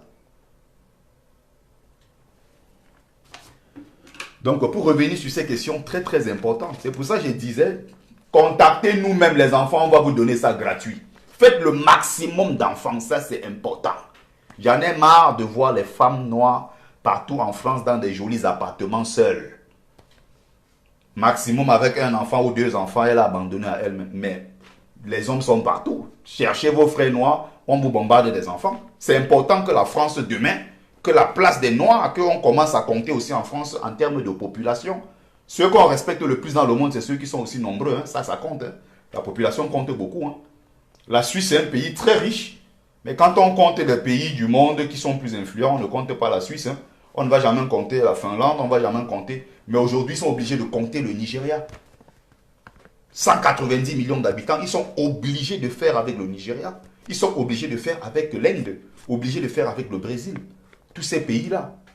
Parce qu'ils sont peuplés. La population compte. Il n'y a que chez nous qu'on voit aujourd'hui nos sœurs qui sont, comme elles sont en Europe, elles veulent montrer qu'elles sont très intégrées. Elles sont encore même plus royalistes que les rois. Elles sont, voilà, trop intégrées. C'est même plus l'intégration, c'est même de l'assimilation. On veut même faire comme les blanches, on veut passer. Elles commencent, c'est les mêmes qui font, voilà, vous savez, faire des enfants, c'est un peu chiant. Vous savez, quand je vois des nègres comme ça en France, j'ai envie de... Il y a deux fois d'autres comme ça, je les écoute parler, j'ai envie de casser ma tête. J'ai envie de cogner ma tête au mur. Je dis, mais on est dans un monde de malades. Et si tu essaies de leur parler, ils vont te dire, de toute façon, monsieur, vous me parlez, on ne se connaît pas, vous n'avez pas le droit. Vous savez, les enfants, c'est chiant et autres. Mais il y a des conneries que je vois dans notre communauté. Bon, je reviens encore sur mes ancêtres. Ça, c'est très important. De temps en temps, je sors un peu, je reviens. Ça, c'est important.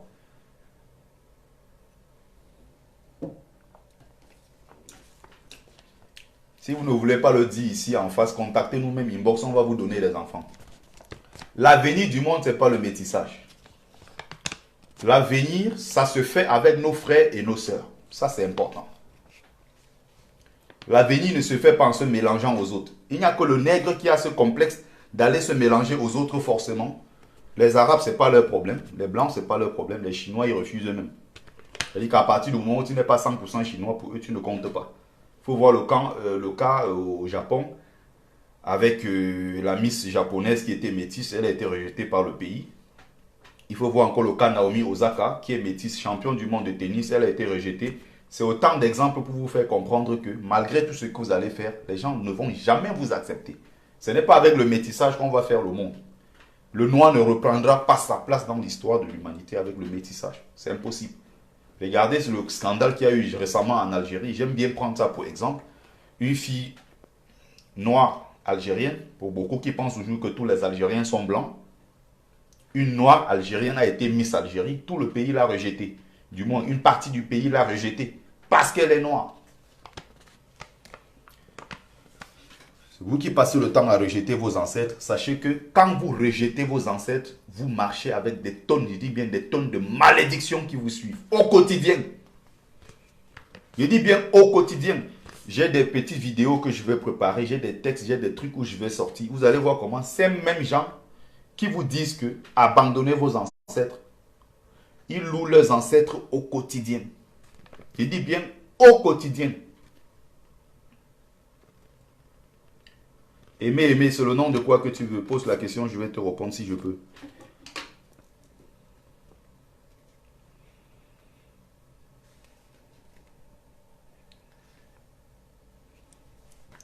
Ils m'ont dit comment, voilà, si je glorifie mes ancêtres, ça veut dire que je glorifie un homme.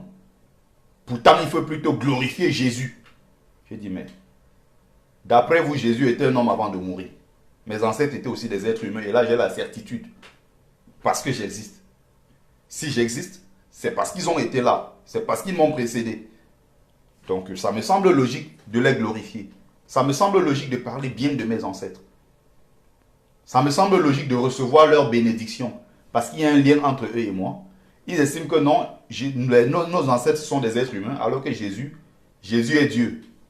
Jusqu'à quel point on est malade.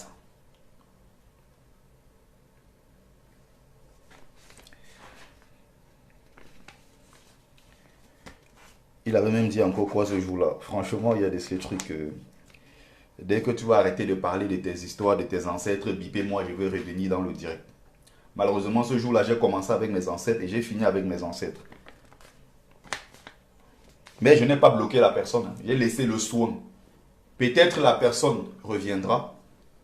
peut-être la personne aura le temps de mieux comprendre, de peut-être regarder d'autres directs de moi, ou bien lire d'autres livres, si la personne en a d'ailleurs la curiosité. Je doute très fort que ça puisse être le cas. Mais mon but, je rappelle, hein, ce n'est pas d'obliger les gens à revenir à leur spiritualité, mais c'est de vous expliquer les choses telles qu'elles sont, d'après ce que j'ai comme petite connaissance. Après, maintenant, si vous voulez prendre ce chemin, je ne peux que vous encourager. Mais je ne suis pas là pour vous dire sortez de vos églises, sortez de vos mosquées, parce que je sais que pour beaucoup, c'est mort. Il y a beaucoup qui sont tellement dans l'aliénation au point où il faut les laisser où ils sont. Qu'ils meurent là-bas, c'est le problème ça. Il y a ceux qu'on ne peut pas récupérer, des gens irrécupérables. Je dis bien irrécupérables, mais le but ici, ce n'est pas de récupérer les gens, mais c'est de vous pousser à aller chercher à connaître vos ancêtres. Le but, c'est de vous pousser à aller les chercher, à chercher à les connaître. C'est très important. Partagez massivement le direct. On va continuer la dernière partie et je vais conclure et je commence à donner la parole.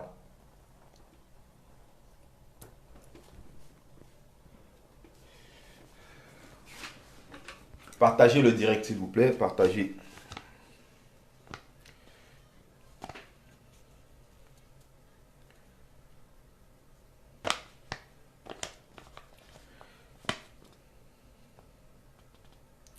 Voilà, il y a encore il y a encore un autre exemple. Ça me fait même rire avant que je commence même à lire. Le même monsieur disait euh, il est impossible de nager dans un cours d'eau parce que les ancêtres habitent dans l'eau en Afrique et ils absorbent les gens. Ils sont dans l'eau, ils avalent les gens et tout. Mais attends. Donc, les ancêtres africains habitent dans des cours d'eau et ils avalent les gens qui viennent s'abreuver et autres. C'est très très grave. Vous voyez les paroles d'un nègre. Et si tu lui disais que c'est un ancêtre arabe, il allait dire non. Si tu lui disais c'est un ancêtre européen, il allait dire non. Mais il va te démontrer que non, l'ancêtre africain c'est un sorcier. Tout ça c'est pour dire que nos ancêtres c'est des vampires. Parce qu'ils vivent dans l'eau. C'est des vampires. Comme si en Europe, les cours d'eau n'étaient pas aussi sacrés. Il y a des cours d'eau sacrés en Europe. Donc comme si les ancêtres européens n'habitaient pas aussi des cours d'eau. Non, chez nous en Afrique, ils sont dans l'eau. D'ailleurs, il y a même ceux qui ont tenté de démontrer, et même j'ai cru à ça quand j'étais encore petit. Il y avait un cours d'eau chez nous qu'on appelait Mboalé, quand j'étais encore petit. Et c'est bizarre parce que même nos grands frères qui étaient là, bon, eux aussi je suppose, il y a beaucoup qui étaient dans l'aliénation, ils y sont encore même beaucoup, ils sont encore nombreux dans cette aliénation, ils n'ont jamais rien compris. Donc il y a ceux qui nous disaient, quand vous voulez aller dans ce cours d'eau-là, dans cette rivière, ne mangez surtout pas. Pardon, parce que quand vous mangez avant d'aller dans ce cours d'eau, les ancêtres, les vampires qui sont dans l'eau, vont absorber toute vos nourritures que vous avez mangée. Et c'était pourquoi, c'est bizarre parce que même en Europe ici, ceux qui vont généralement à la piscine, le savent très bien, que quand tu as fini de nager, généralement tu as faim. Ça s'explique de façon scientifique. Quand tu vas à la plage ici, tu prends le temps de nager, tu nages.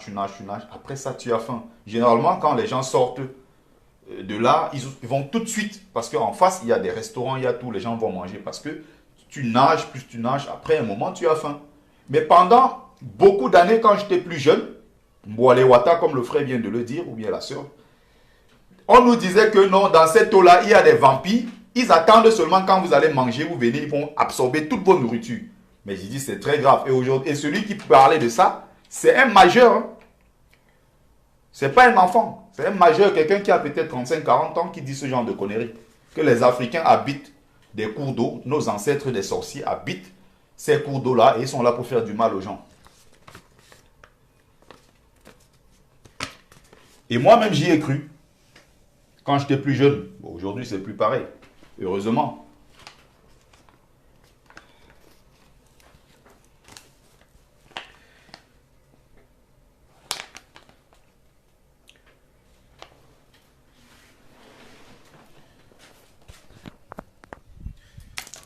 Partagez le direct. Partagez le direct.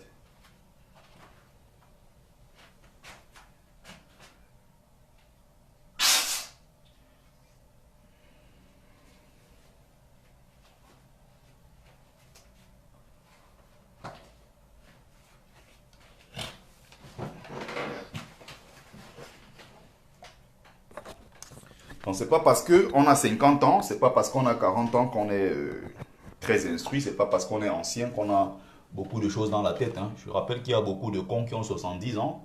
Désolé de le dire comme ça, mais c'est la vérité. Bah oui, hein. Les Noirs, il y a beaucoup dans des villes en Inde qu'on massacre. On passe le temps, on les massacre. Ils n'ont même pas le droit de mettre pied dans certains endroits. On les tue, on les repousse. Je dis bien pour ces Indiens qui sont d'origine africaine. Parce qu'il y a beaucoup d'Indiens qui sont bien sûr noirs, mais il y a parmi eux des Indiens d'origine africaine, des Dravidiens. Ils sont plus de 3 millions d'habitants là-bas. Nous n'en parlons même pas des intouchables. Les intouchables qui sont au Yémen, ils sont nombreux. Je dis bien des afro-descendants qui se retrouvent. Mais, et surtout, il est important toujours de le rappeler que ceux qui sont dans ces régions sont aussi des anciens descendants, d'Africains. C'est-à-dire que ceux qui occupaient des empires d'avant, qui s'étendaient jusqu'en Asie. Je rappelle que des empires africains, comme le royaume, par exemple, le royaume de Saba s'étendait jusqu'en Asie. Et les anciens descendants qui sont de cette zone-là sont considérés aujourd'hui comme descendants d'esclaves. Pourtant, non, ils ne sont pas forcément descendants d'esclaves, non. Ils ont toujours habité ces régions. Il ne faut pas toujours penser que tous les Noirs qui se trouvent peut-être ou bien aux Antilles, ou bien je ne sais pas où, les Noirs qui se trouvent en Asie, les Noirs qui sont toujours forcément descendants d'esclaves. Ça n'a strictement rien à voir. Sandrine Dazo et toi là, tu me cherches. Alors,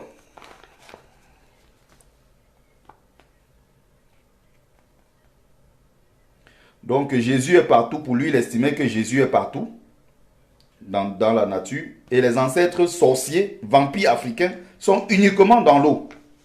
Pour tuer les gens qui arrivent, pour absorber la nourriture, mais c'est très grave.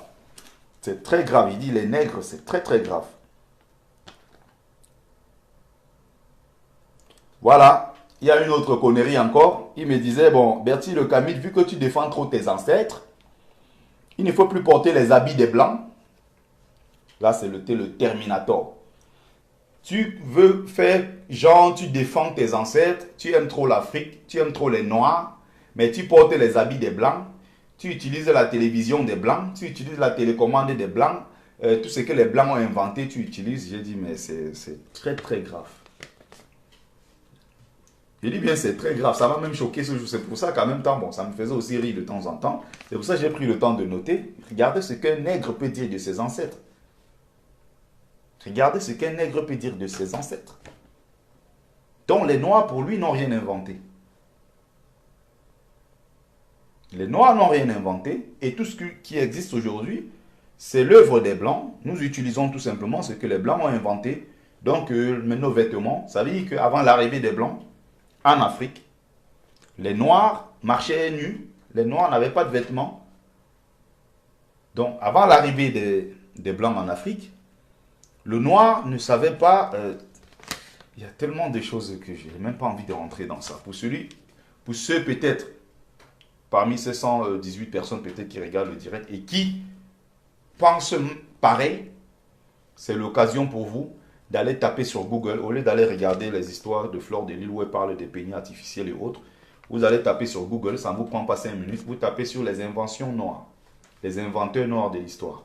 Ça c'est très important, ça va au moins se désaliéner certains qui pensent que tout ce qui existe, d'ailleurs c'est des Blancs qui ont apporté. Je dis plutôt que c'est le contraire, tout ce qui existe dans l'humanité, ceux qui ont impulsé tout ça, ceux qui ont été à l'origine, voilà. Sandrine Dazo, pourquoi revenir sur les enfants? Nous, on est là pour vous donner ça, pour verser ça partout. Le but aussi, c'est d'occuper l'espace. Parce que la vraie guerre, c'est aussi ça. Mais bon, je ne sais pas si je reviendrai dessus. Il a dit l'essentiel. Donc, c'est plutôt les Africains, nos ancêtres, qui ont fait le déplacement en Europe pour sortir l'Europe de la barbarie. Rien à voir avec ce qu'on nous raconte aujourd'hui. Que non, c'est les Blancs qui sont venus, ils ont apporté les éléments de la civilisation. C'est tout le contraire. Si on va aller dans ce sens-là, les plus grands penseurs, les plus grands scientifiques européens, tous ont été en Afrique étudier. Il faut vous poser la question, pourquoi ils sont partis de chez eux pour venir étudier en Afrique? Si on va en philosophie, Hérodote, Platon, Socrate, tous sont venus étudier en Égypte. Il n'y a pas que l'Égypte, hein, il y a aussi le Mali à l'époque. La ville de Tombouctou d'ailleurs. Bon, je ne vais pas prendre le temps de rentrer dans tout ça parce que si je veux rentrer dans tout ça, ça va encore prendre beaucoup de temps. Il y a tellement d'explications, il y a tellement de choses encore à dire dans tout ça. C'est très important. Donc, en dehors des grands scientifiques de l'époque, les astronautes et tout, ils sont tellement nombreux, ils sont venus étudier, je dis bien, ils sont venus étudier en Afrique. Si vous voulez maintenant des ouvrages qui en parlent, je peux vous citer des ouvrages écrits par les Blancs eux-mêmes. Notamment Black Athenas de Martin Bernard, qui est un Anglais, qui a écrit pour démontrer qu'effectivement, les premiers qui ont ramené les premiers éléments de la civilisation en Grèce, ce sont des Noirs, ce ne sont pas des Grecs blancs d'aujourd'hui. Pour ceux qui ont un peu lu quelques articles ou bien des ouvrages dans ce sens, ils savent très bien que la toute première civilisation de l'histoire de l'Europe, c'est une civilisation qui est purement africaine. C'est des Africains qui sont partis de l'Égypte, notamment Cécrops à l'époque, pour venir bâtir la toute première civilisation de l'histoire de l'Europe qu'on appelle la civilisation minoenne. Là, s'il y avait aussi les Étrusques, il y en a tellement de trucs, si tu veux rentrer dans ça, ça devient très compliqué. Mais bon, je vais passer très vite sur la question parce que un Noir aujourd'hui qui pense que ses ancêtres ne valent strictement rien dans l'histoire de l'humanité, pourtant il est héritier, il est descendant des gens qui ont battu les plus brillantes civilisations de l'histoire. Je dis tout simplement, c'est très très grave qu'un Africain pense ainsi. Mais c'est aussi notre rôle sur la toile si quelqu'un peut retenir quelque chose de ce direct. J'ai déjà fait peut-être plus d'une heure de temps. Donc si quelqu'un peut retenir quelque chose de mon direct, moi ça me fait plaisir. Je me dis au moins si j'ai servi à quelque chose. C'est aussi ça le but des directs que nous faisons, des directs de sensibilisation, des directs de dézombification. Ça c'est aussi très important. Voilà, c'est important de faire ce travail-là. Quand un Noir pense que ses ancêtres n'étaient que des sorciers, je dis c'est très très grave. Même l'Européen clochard, même l'Européen fou, même l'Européen malade, tu n'entendras jamais un Européen dire des conneries pareilles de ses ancêtres. Jamais.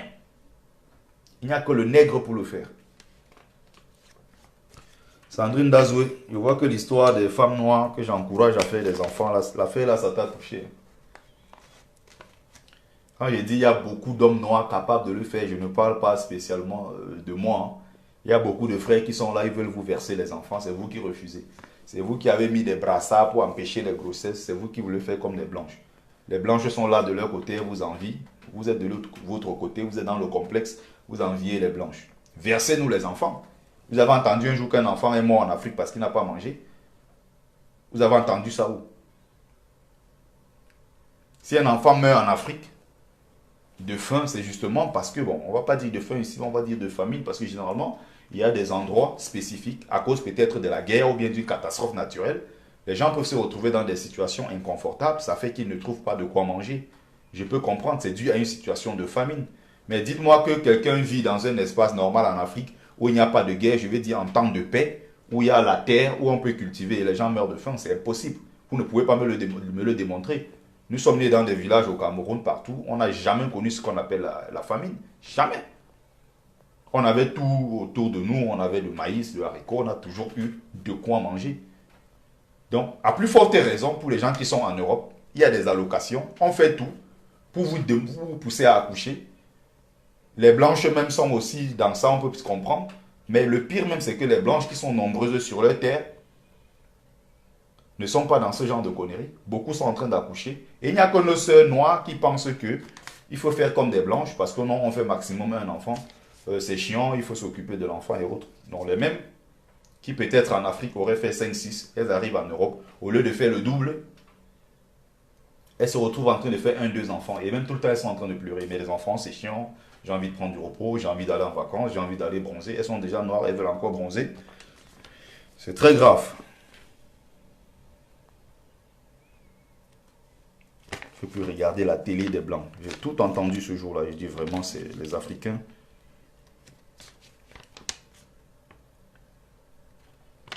Donc, pour revenir sur ta question, ma soeur Kaman African.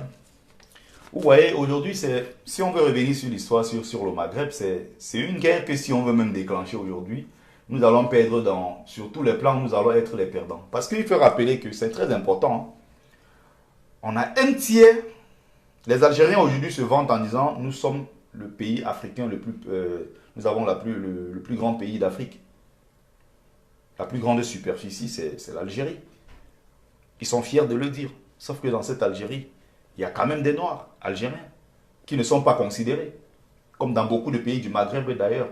Ils sont nombreux qui sont descendants de colons arabes. Et ce sont eux qui se sont même imposés en Mauritanie. Aujourd'hui, la Mauritanie est presque une propriété privée de l'Arabie Saoudite. Et même pas de toute la main. Du roi saoudien. Il vient là-bas, c'est là où il vient il vient souvent se reposer. Le pays leur appartient. Justement parce qu'il y a un relais en Mauritanie, les descendants d'Arabes qui ont colonisé les terres, qui aujourd'hui continuent d'esclavagiser encore nos sœurs. On parle de 150 000 Haratins, noirs, mauritaniens, esclaves.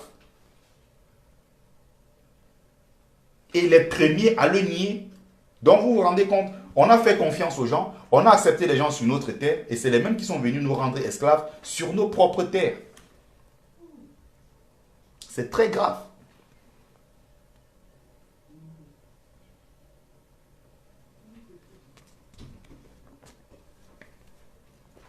Donc, et les premiers même à jouer ce jeu-là, c'est nous-mêmes encore les Noirs. Je vous dis, récemment, j'ai eu un collègue de service qui est mauritanien. Moi, j'ai eu besoin de deux questions. Parce que quand il est arrivé, on demandait, tu es de quel pays? Il disait, oui, bah, moi je suis espagnol et tout ça. Mais attends, moi je vois un nègre devant moi qui me dit qu'il est espagnol. Il a grandi à Madrid, il a grandi ici. Je dis, mais attends, tu es de quel pays? Il nous donne son nom. On dit, tu es malien, il se fâche. Parce que quand il a donné le nom, on disait que non, ça c'est un nom du Mali. On dit, mais non, tu n'es pas... Il me dit, mais non, je ne suis pas malien. Les gens ont donc laissé tomber. Moi, j'ai insisté pour savoir.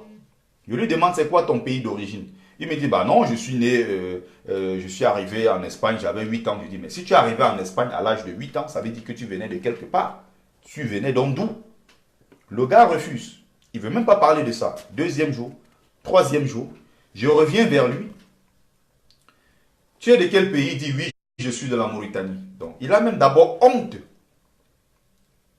de dire qu'il est mauritanien. Et le deuxième encore truc qu'il ne voulait pas du tout accepter, c'est qu'il est descendant. Il m'a dit, je demande, tu es donc d'où? Parce qu'il y a les Mauritaniens, il y a des Soninké, tout ça en Mauritanie, tout ça c'est des frères africains, c'est des frères qui étaient avant dans la, comment dire ça, dans la CEDEAO. Mais vu que ce régime, ce pays est dirigé par une minorité de descendants d'Arabes, ils ont tout fait pour rallier la Mauritanie à l'union du Maghreb arabe. Donc la Mauritanie aujourd'hui fait partie du Maghreb et non de l'Afrique de l'Ouest comme avant. Je lui demande donc, tu es d'où en Mauritanie? Essaye de me donner quelques références pour... Il refuse. J'insiste, c'est peut-être à la fin, c'est à la fin de la semaine, qui me dit, oui, je suis Haratin. Je dis, les Haratins, alors essaye de m'en parler un peu plus. J'ai entendu, je fais comme si je dis, mais j'ai entendu que les Haratins, en Mauritanie encore, ils sont esclaves jusqu'à aujourd'hui. Mais il me dit, non, je ne veux pas parler de ça. Première réaction. Deuxième réaction, c'est faux.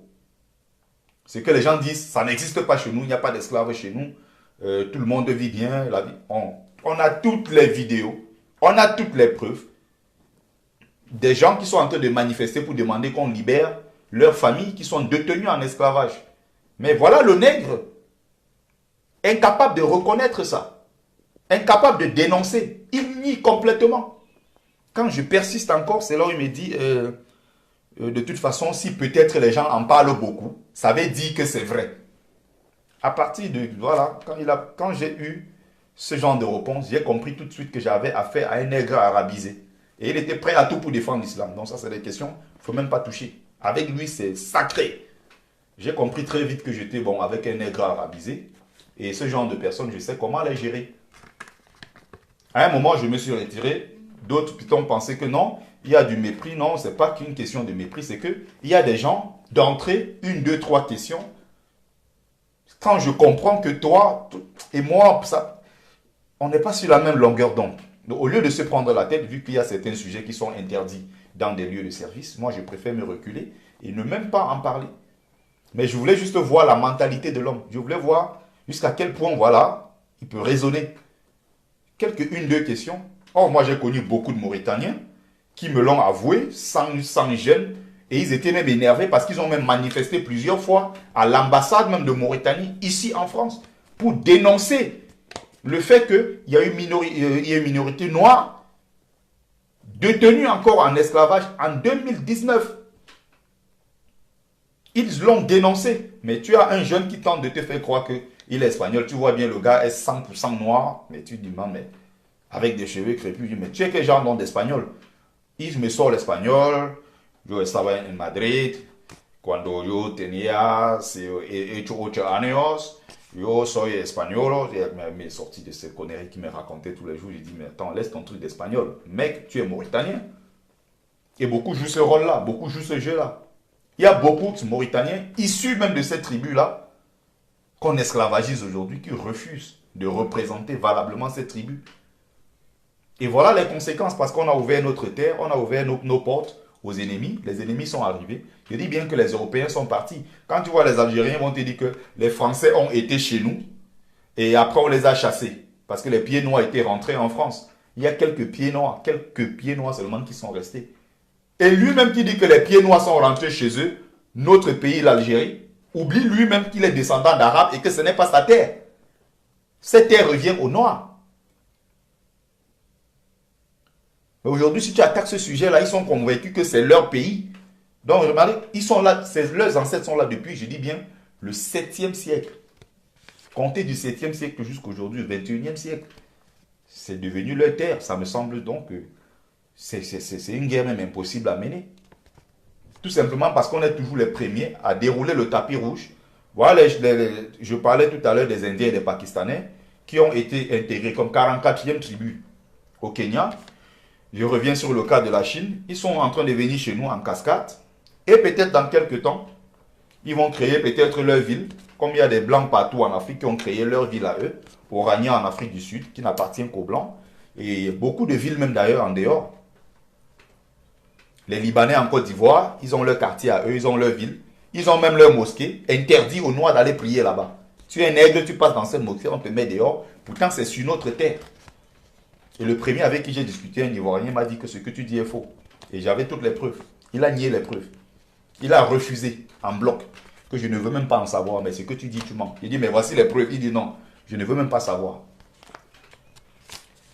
Voilà, s'il y a quelqu'un, attendez voir. S'il y a quelqu'un qui veut bien prendre la parole, je vais ouvrir la ligne. Voilà, donc le direct, j'ai dit l'essentiel, j'ai terminé. J'espère que vous avez partagé massivement le direct et surtout, j'espère que j'ai été pertinent dans mon direct. Voilà, parce que j'aime souvent des retours, j'aime des réponses, j'aime des commentaires constructifs, j'aime des remarques constructives. Ça permet de s'améliorer. Voilà.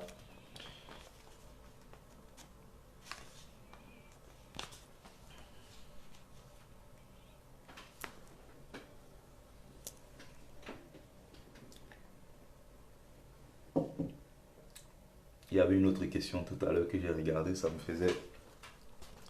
m'a un peu fait rire. Après, je ne sais même plus si je peux retrouver ça.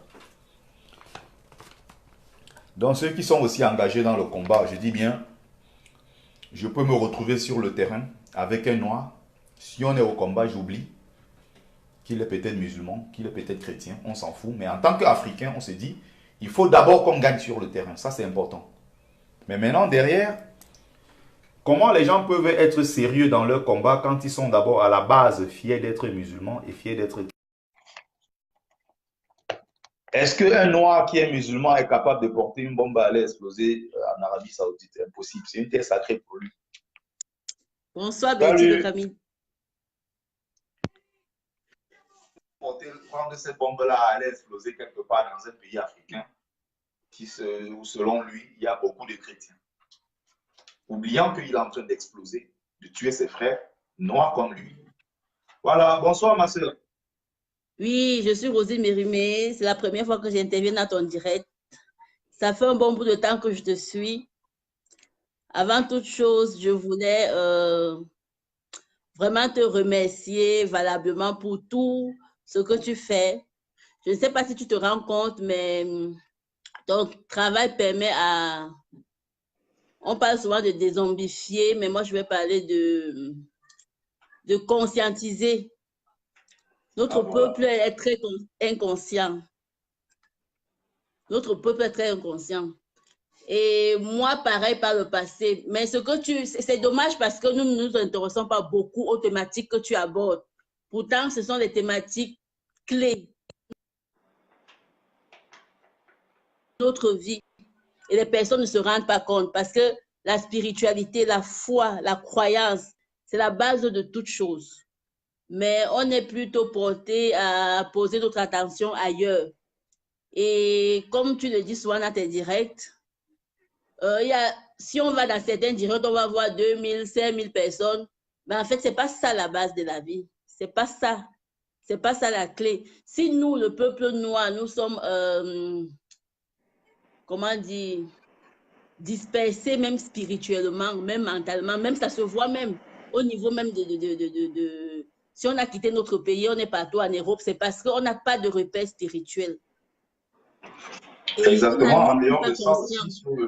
sur les besoins du plan, sur le plan matériel, il y a quand même pas mal de choses.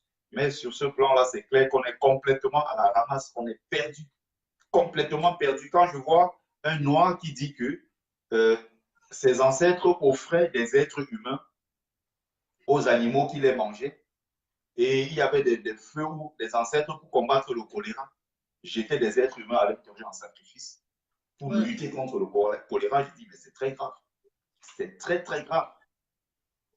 Moi, je fais ce que j'ai à faire ici. S'il y a 100 personnes en ligne, si mon message passe, c'est important. Moi-même, avant de lancer le direct, je sais que ce genre de direct, il n'y aura pas beaucoup de monde. Je connais les sujets que si je touche, il suffit que j'annonce maintenant que ce soir, je vais faire ci ou ça. Je sais qu'il y aura 700, 800 000 personnes. Ça, c'est, je sais. Mais moi, je prends le temps pour glorifier mes ancêtres. S'il y a 10 personnes, il y a 20 personnes, je fais avec. Ceux qui Mais partagent, moi, tant mieux. je voulais dire que c'est déjà bien parce qu'il faut bien commencer quelque part. C'est ta conviction et je suis sûre que parmi les 118 personnes qu'il y a, la plupart des personnes y croient. Et plus on le fait, plus en fait,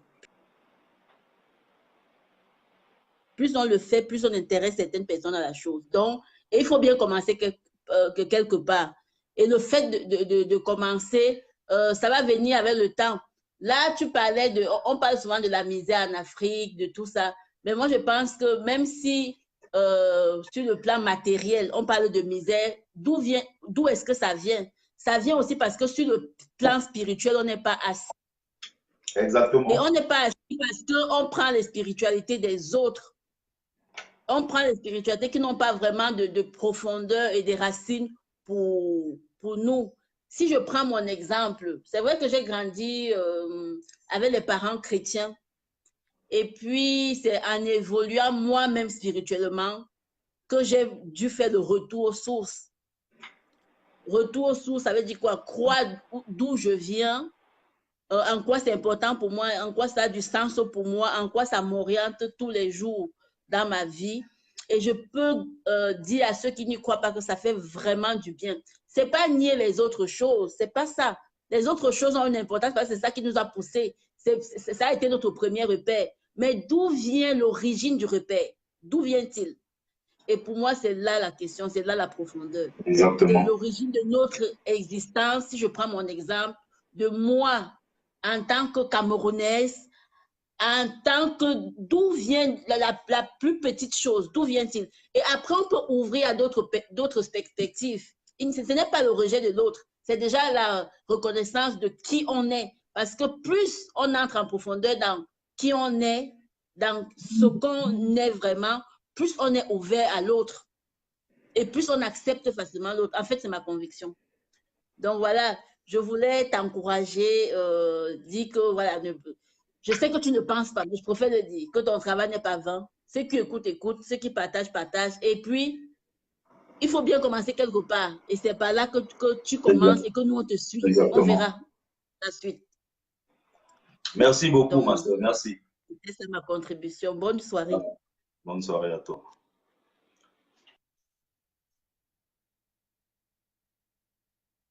exactement, Fouensalien, le GN. C'est les mêmes nègres. Quand on parle des chrétiens ou bien des musulmans qui sont massacrés en Chine, qui sont chassés d'ailleurs. Je rappelle ici pour ceux qui n'étaient pas au courant que le Vatican, l'évêque de l'Église catholique là-bas est nommé par le pouvoir communiste. Ce sont eux qui décident si sur leur terre il doit avoir un évêque ou pas. Donc le Vatican ne décide pas sur un grand territoire qu'on appelle la Chine. Il n'y a que chez nous que le Vatican peut faire pression pour dire ah, retirez-moi telle personne, mettez-moi telle. Il n'y a que chez nous qu'on peut dire que telle personne, il y a même d'abord les Noirs même s'entretuent même. Les Yaoundés ont fait la guerre au Bamileke. Quand je dis guerre ici, c'est une guerre entre guillemets. Ils ont fait la guerre au Bamileke parce qu'en disant que le pape a commis la plus grave erreur d'envoyer un monseigneur Bamileke en pays bêtis. Vous voyez jusqu'à quel point la folie est poussée. Pour eux, un Bamileke ne peut pas partir de l'Ouest pour venir être monseigneur chez eux, chez les bêtis. Donc on s'entretue pour la religion des autres. Parce que le pape a décidé depuis le Vatican. Le nègre va aller faire la guerre à ses frères. Les mêmes nègres sont en train de pleurer. À chaque fois qu'Israël bombarde la Palestine, les nègres arabisés qui sont musulmans sont dans les rues, ils pleurent, ils crient tous les jours qu'on a tué leurs frères musulmans. Mais quand il y a la guerre au Soudan, c'est les musulmans qui meurent. En Somalie, c'est les musulmans qui meurent. Dans tous ces pays de la Corne là, tous ces pays-là, au Mali d'ailleurs, la guerre, c'est les musulmans qui meurent. Vous allez voir un jour un Palestinien se lever marcher, un Saoudien ou bien je ne sais qui marcher, parce qu'il soutient ses frères musulmans qui sont en train d'être tués en Afrique. Ils s'en foutent complètement, ils n'en ont strictement rien à foutre. C'est nous qui passons le temps à envier les autres, c'est nous qui voulons nous faire accepter par les autres. Les autres ne pensent pas comme ça de nous, ils ne pensent pas pareil. Le Camerounais, pardon, va vouloir faire la guerre à son frère sous prétexte que lui, ils sont d'ailleurs nombreux qui sont dans ce genre de conneries. Ils s'intéressent au sort, comme tu disais, au sort des chrétiens ou bien des musulmans chinois qui sont opprimés. Pourtant, sur place au Cameroun, ils n'ont pas de respect et de considération pour leurs frères, soi-disant chrétiens.